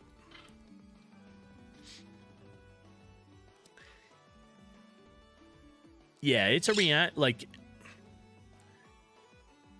it's not going to stop it, but it will, if you go through the motion of dying, like are about to die, it prevents it and heals you. Oh, you can choose when to use it.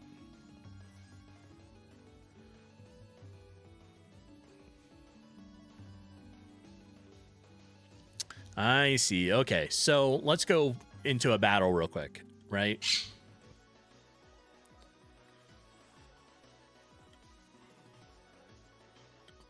All right, so here we are in a battle, right?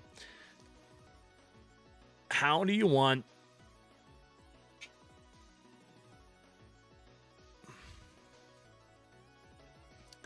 How do you want it to be, right? Like, do you want it to be something that's like on your action bar and you can action the wisp, just like when you do actually, you know what, let me go find the companion.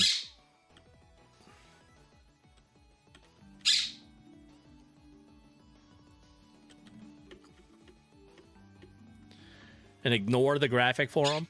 I don't have a graphic. I don't have assets yet for them. So, I think I have an idea, right? Okay. Currently, the wisp does not do anything in battle. It doesn't even show up yet. What I think I'm gonna do is, yes, like set it as an insurance before a specific fight. True. So I think just like this, right? It's now Tavian's turn here. So your companion, he has his own action bar, like panel, right? I think the wisp will also have his, right? So if the wisp joins you in battle, they will have a panel and they will have a turn. So they'll be added into the mix, right? They will show up down here in your bottom character panel, and you will be able to have options on the Wisp. And if you choose like action, resurrect, I will, because maybe if you have the Wisp and you die, the Wisp automatically will also show it. Would you like to be resurrected by the Wisp? Once per in-game day. And it tells you that.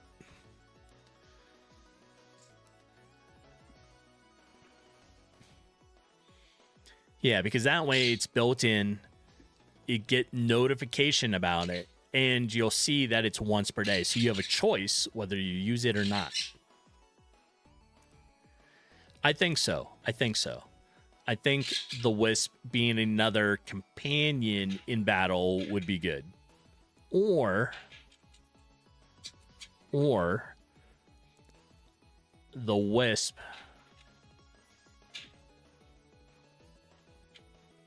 just does its own thing and hangs out there and says silly things, and you don't have any interaction with it until you die, right? And maybe the Wisp throws out healing,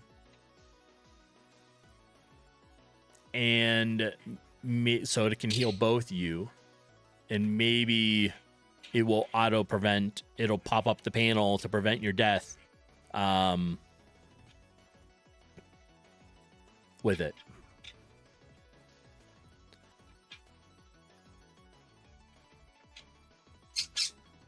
I don't know whether to make it auto so there's no real interaction to it, or it'll be considered a companion, so it'll be on the panel and it'll have its own action panel.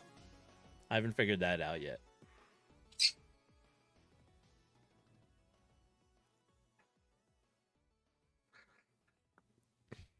If the Wisp is a playable character, you don't think it should disable after resurrecting.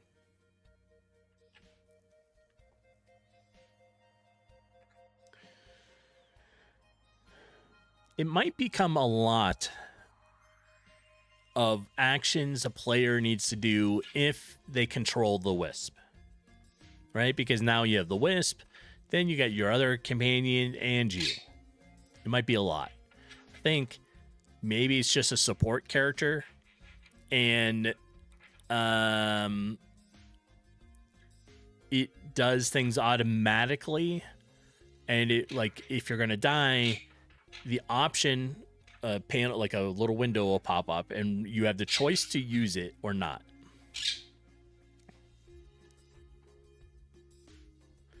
But if dying means you lose a companion for 30 minutes, I think players won't like that.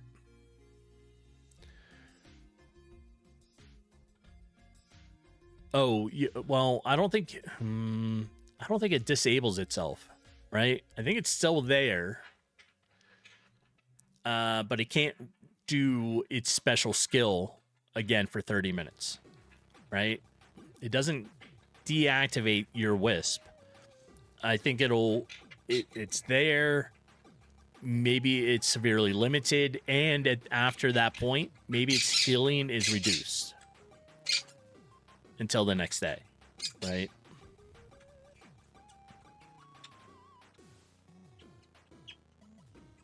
Because if you totally disable it, I mean, could.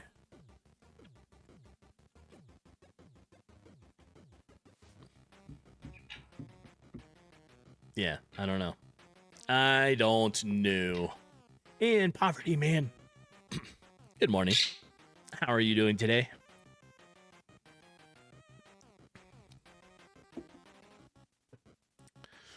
And what are we saying, Arwen?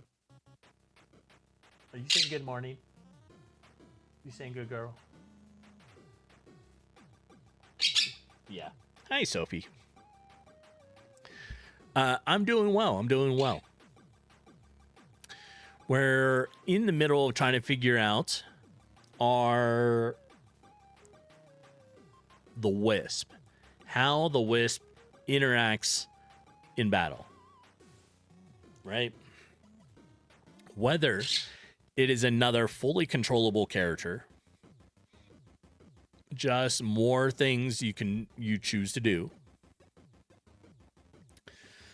and maybe if we go that route, you would have the ability for auto performing it, right? So letting it run its own course, or you choose its actions, just like this companion, right? So if I choose, let it run its own thing, it will fire, it will do its own stuff, right? And you don't have to worry about it. Then it goes to whoever's next, which in this one is me.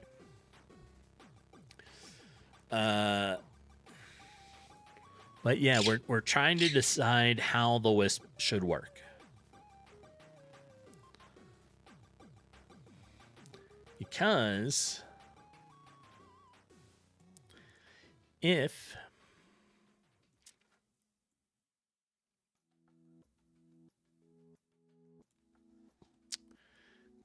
we're here, right?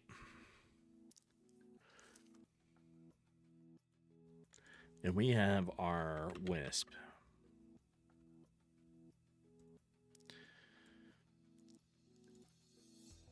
Let's do, how about like option 1 would be support character. But option 2, how about controllable?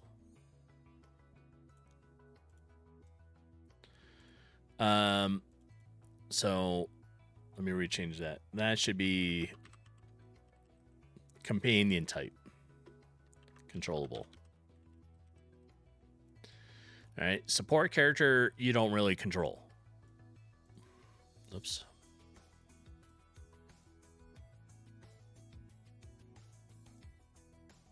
Okay. So now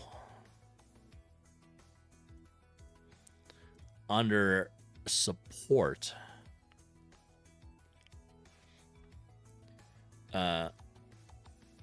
auto heals,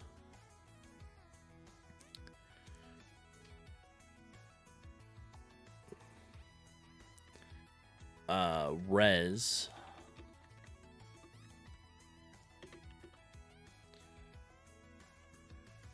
once a day, in-game day, right? But over here we have choice, auto actions,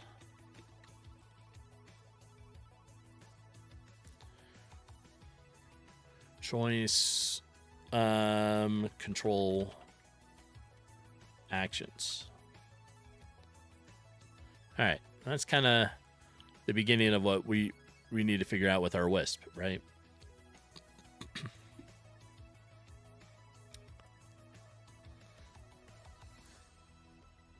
Yeah, it's all about how we want to interact with it.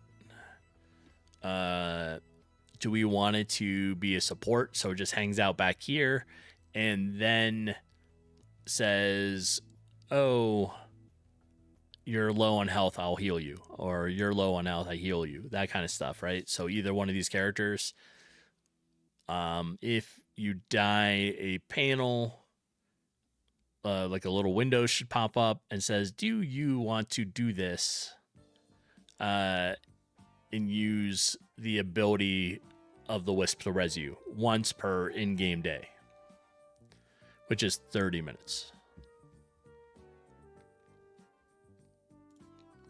What is everybody else's thoughts on the Wisp? Right?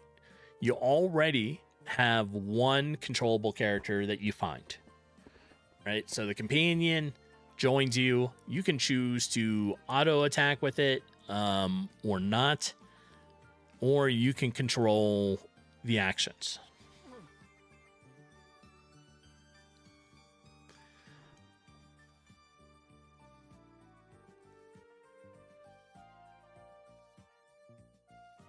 The support character. Okay, so if we go with support character, what other ideas or concepts do we like with it? One, it auto heals, right? Maybe it farts a lot and it just stinks up the place and the enemies run away. Homeless.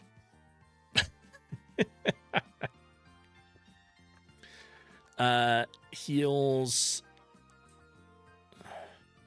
player at 10% health, right?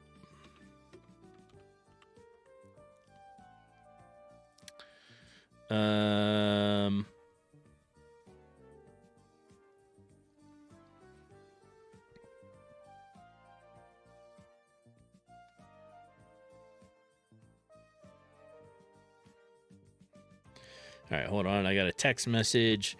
We have some other friends that are going to the same concert. So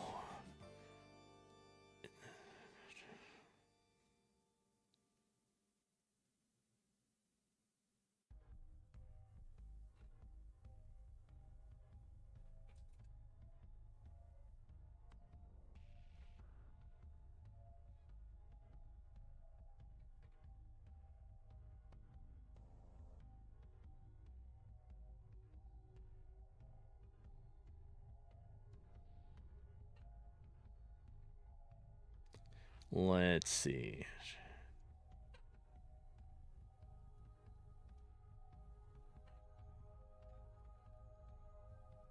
Okay. All right. So, Brent, what do we have? We said maybe even the heal amount could be tied to the battle focus bar. Okay. So we have your battle focus, right? If you're in green and you are focused, maybe that focus affects the whiffs, right?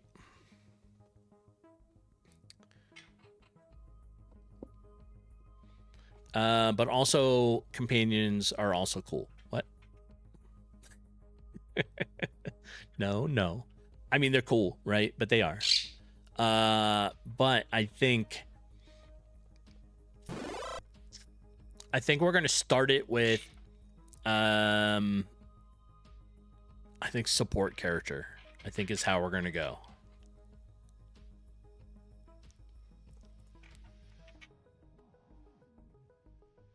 Because at some point, the idea is you will also be able to pick up another companion. So then you're gonna have two companions yourself. That's gonna be a lot if you choose to do it all, right?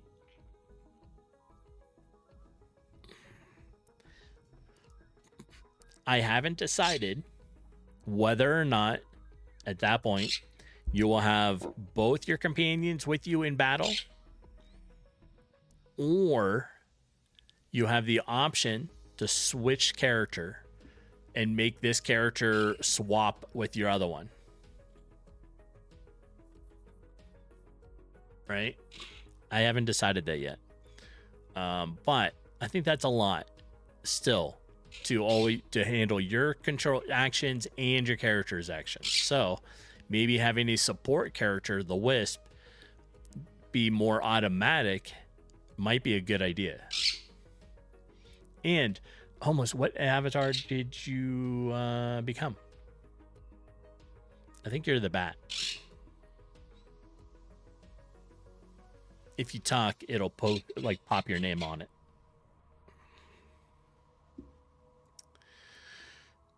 So you can see it.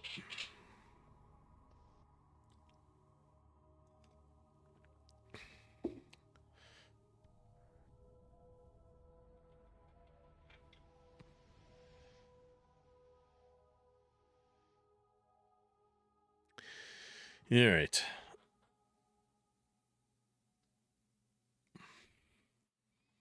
Jump. Jump, jump. There you are. You are the bat. All right. Although there should be limitations on Jeepin, you put all the fires out, you can leave now. Excellent. So the others are gonna get there a little before 12.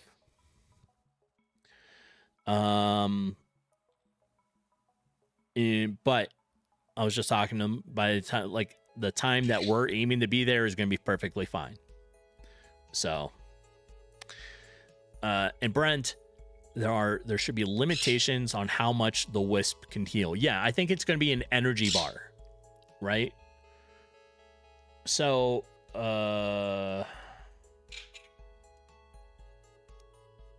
this, right? I think the wisp is still going to show up in the character panel.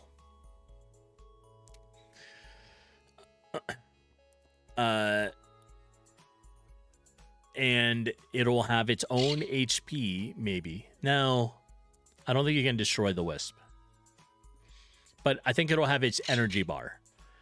That energy bar, with its actions, will slowly deplete. Right?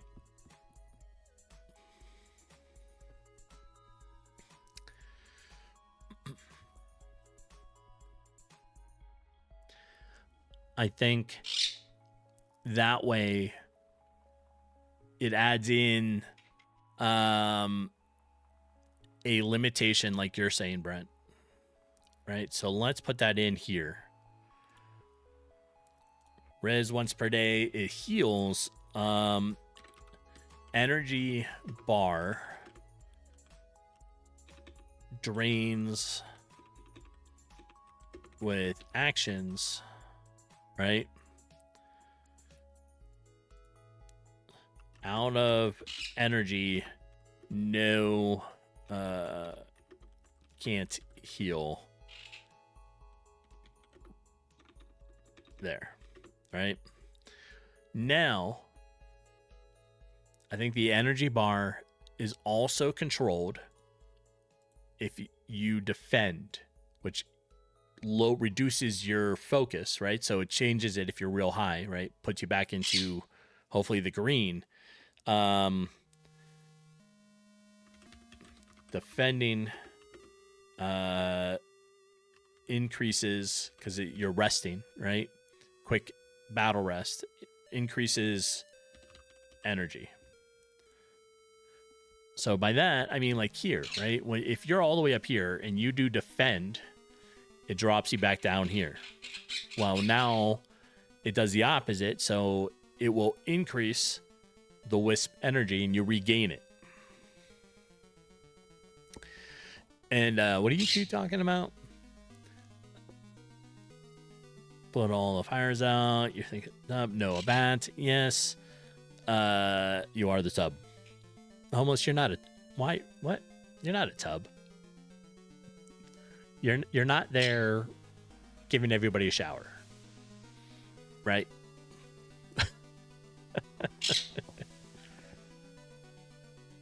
I do need homeless. I could give you like a unique character. I just have to figure that out. Give you one. So Brett, you're thinking about the possibility of the wisp also mixing in things like blinding light that inflicts confusion on its target. True. That would every action I think would consume some energy. No, well, Brent, so you know how like if I'm here and we do an attack, right? Well, this needs to increase this too, but if I attack and I attack, my energy bars or my focus is going up, right? Let's find a battle that has like 5 of them.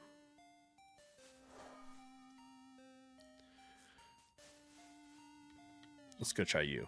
No, you're 2. Hold on, we're gonna run. Run doesn't always work. You sometimes fail. There we go. All right, at least 3. So we attack. Let's do a heavy attack. No, wait, that's that guy. He doesn't matter.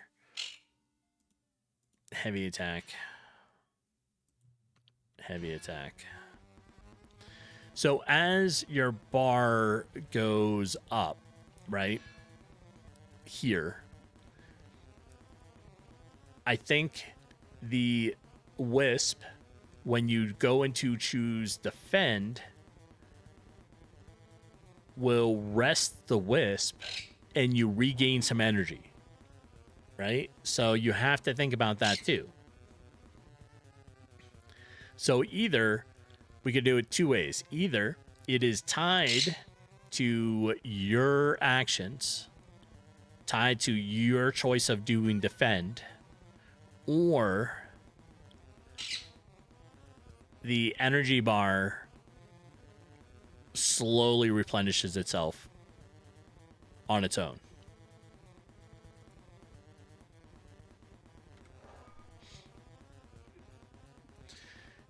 Yeah, we can make it 2 ways, right? So either it's tied to you choosing to do defend, or it slowly replenishes on its own.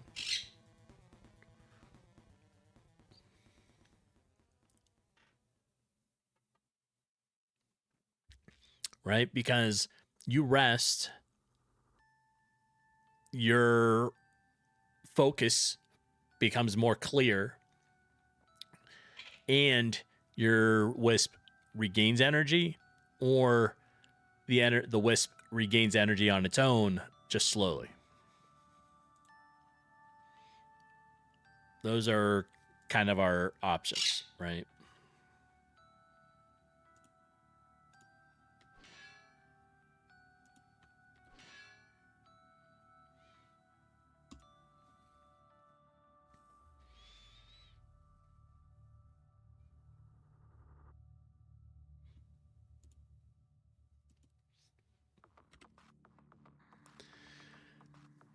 Yeah, I think that would work.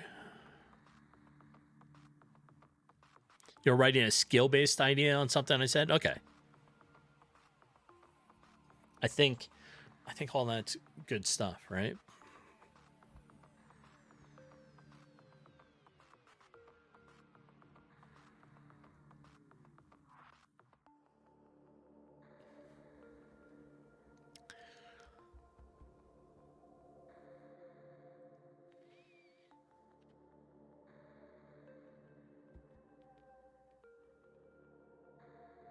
Yeah, I think that'll work. So defending will increase energy, or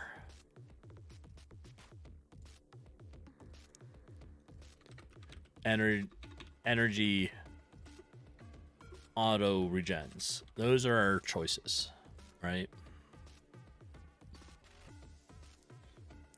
And I think we're just going to get rid of, we're not going to make it controllable.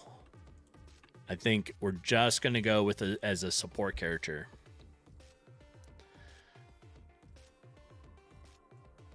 What are we working on? Oh, nighttime focus. Increased chance of critical hits during the night or day. That's kind of cool.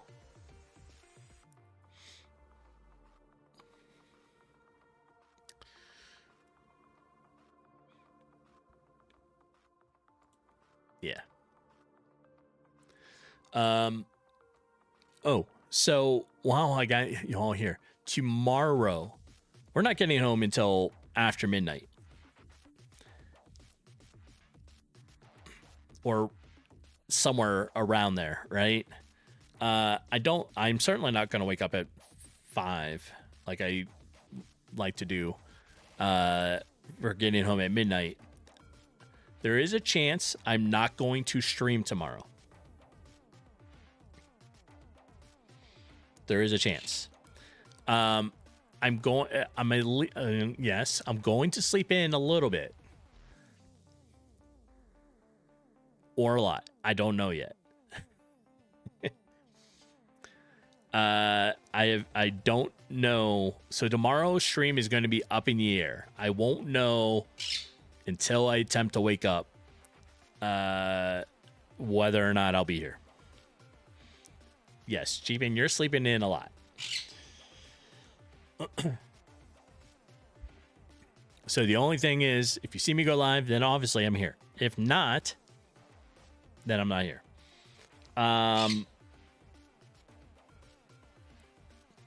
Monday, I am streaming. The Monday work meetings are done. We don't have them anymore right now.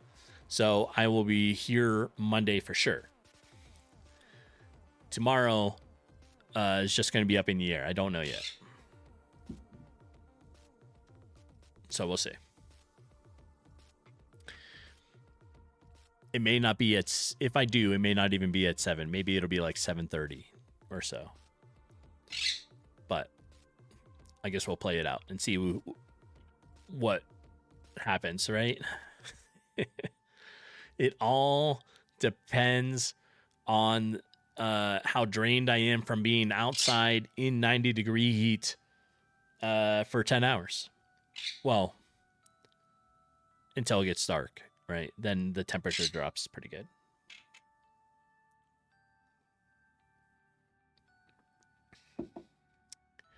Yes. All right.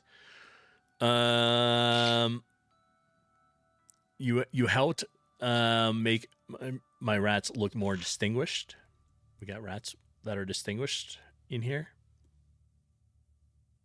What?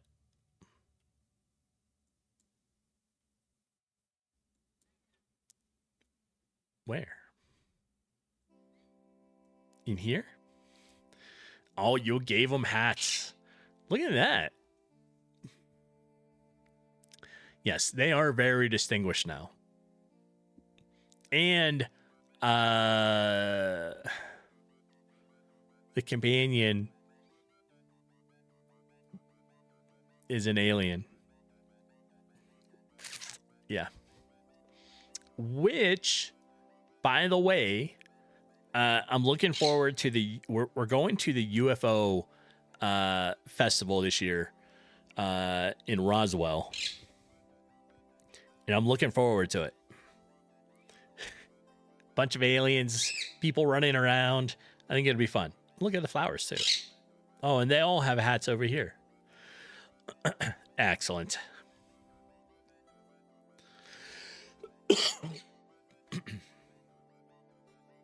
Yeah. I'm looking forward to it. Right. We got a lot going on. We have camping as well coming up in just like 3 weeks. So I know for sure, like, I won't be streaming Saturday and Sunday of that weekend. So we have that.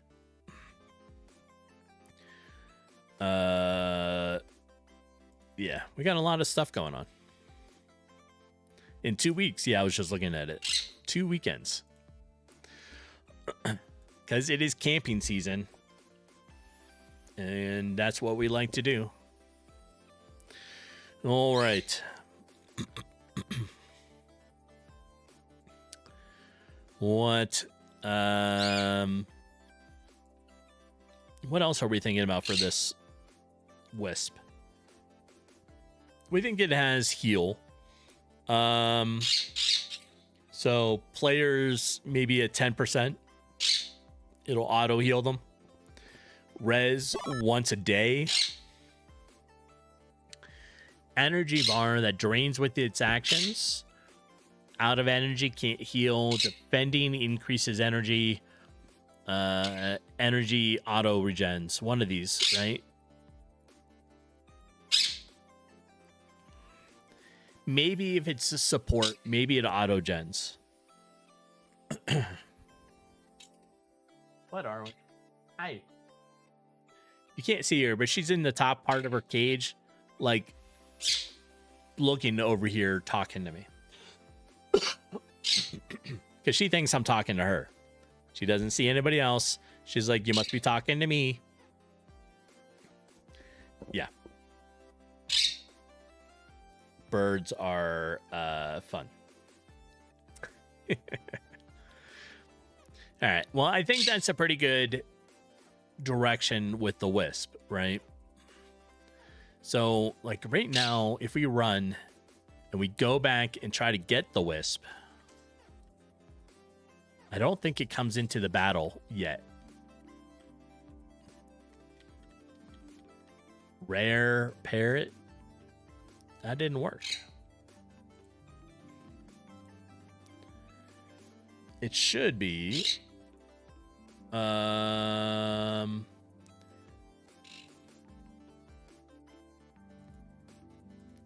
one. Oh, you don't have it, but I do. Try it with capital letters. Like a capital R and a capital P. Oh, you typed it. Try typing it with... Hold on. Yeah, that one. It works. You just got to do it right. PPAP. Hello? The pineapple pen, apple pen. I don't know why that's so funny. You can't see it. I know. I can see it. It's on my browser. I don't know why. Like that guy made a couple different videos. Hilarious. And I don't know why I find them so funny.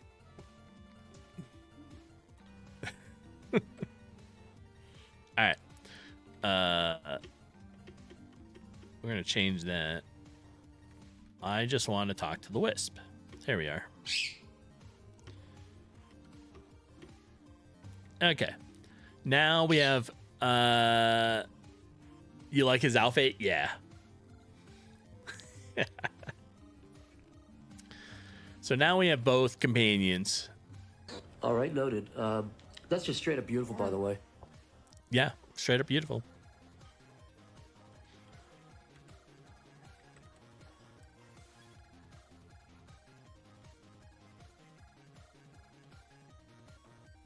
They're following, I need to fix a little bit.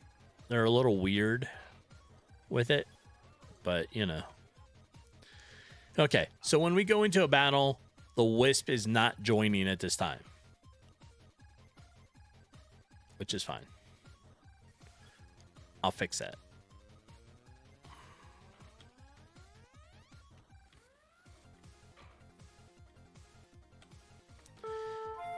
All right. I think we have some pretty good direction with stuff. Panooch, what type of conversation style do you want your character to be? And do you just want to stay in the pub? Or do you want to be outside? You want to be drunk. Okay. So we're going to remove you from out here. We're going to keep you in the pub only. Do you want like random gibberish?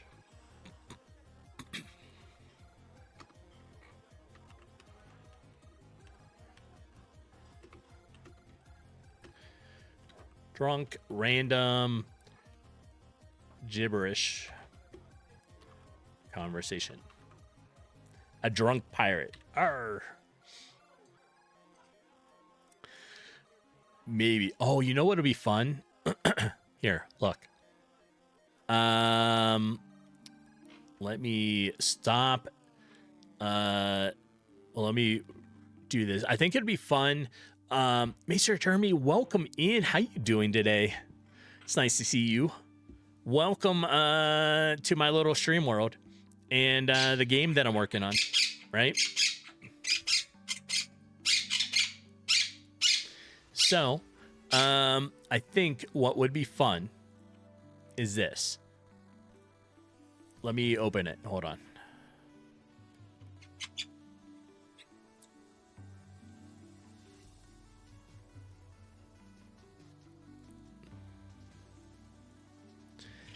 In here, right, there is a port that I'm going to make. And these are the ships that are going to be in the port. So they're kind of just like the ships from Windrose. And I think it would be fun to put them in, make a whole little port section in the map, right? So in here somewhere, when you get to it, would be a port with the ships. And the ships would be the names of our ships from Windrose. I think that'd be cool. Yeah, Maester Termi, it's nice to see you.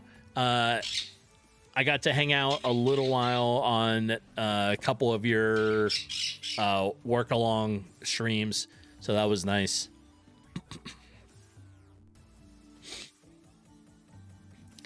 And this is the game, right? It's a 2D RPG game that I'm working with, right? These are your companions that are currently following. Their follow directions are a little off. I heard you, Arwen. We got, obviously, we have Sophie over here. Here, you can pet the dog. Yeah. There we are. It is now sunset. So there's 4 times a day. You got sunrise, daytime, sunset, nighttime. And like I said, we have weather. So this is cloudy. I can change it so it rains. And it might be hard to see on the stream, but there's particles coming down that make it look like it's raining. And then we have sunny. So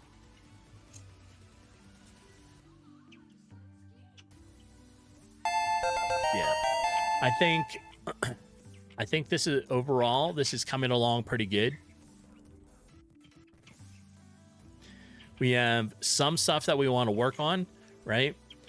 Like we were talking about here in the whiteboard. We were talking about the character stuff. And this is the stuff that we were coming up with today. We were talking about our Wisp, which the Wisp is the little blue guy that's following you. Yeah. And I heard a follow. Thank you for whoever followed.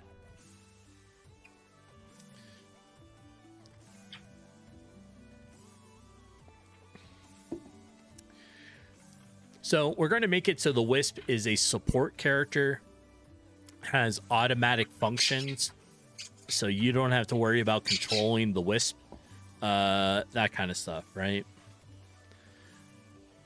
It benefits you by being able to see in the cave. And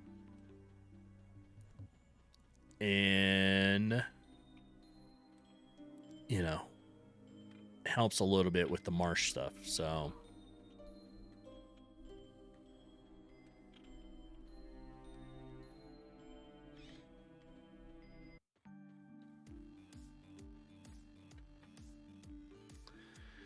there we go. And I messed up something somewhere because Sophie now talks to you. It says, "Hey, what are you doing? Nice day." I don't know where I messed that up, but I messed up something, and the dog talks to you now. So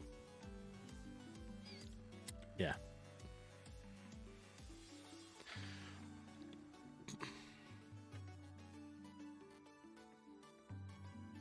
All right. Well, it is just about the 3-hour mark. And it's usually about all I do for a stream, especially today, because there's a couple things I need to do. I need to want to work on this a little bit more as well. But Jeepin gets home in about roughly 2 hours. Then she gets ready and we go to the concert. We're there for like 10, 11 hours. Then we'll be back. Depending how late we get back, whether it's after midnight or not, I'm not going to wake up at 5 a.m. Like I normally do, but there's a chance, small chance, there is a chance that I won't stream tomorrow. I may be too tired. There's a chance. And Creative Distraction, thanks, man. I appreciate you being here. I hope, I hope the concert's gonna be fun. So, and Brent, as always, I appreciate you being here. So if you see me on, obviously I'll be here, but there is a chance I won't stream tomorrow. However, Monday this week, I don't have a work meeting this Monday, so I will be on for sure Monday morning. So it'll be 7 a.m. Mountain Time, about 3 hours. Yeah. So let's see who's on. I think we're going to roll out. You know what? Here's somebody new. We're going to visit, hopefully, paying attention. Let me check some stuff real quick, shall we? And we'll get this right. It's a GameMaker dev.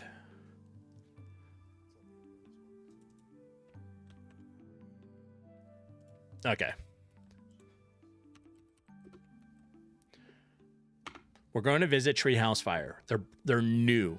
They're not even affiliated yet, but they are a GameMaker dev, and they're very new at it. Very, very new. So we're going to go visit them, and I think it'd be great. I hope everyone has a great Saturday. I appreciate you all being here. Like I said, we're going to go visit Treehouse Fire. I should be here tomorrow, but we'll see. But if not, Monday for sure. Anyways, folks, I hope you have a great day. Let's go say hi to Treehouse Fire and make his day. All right, folks, have a good one.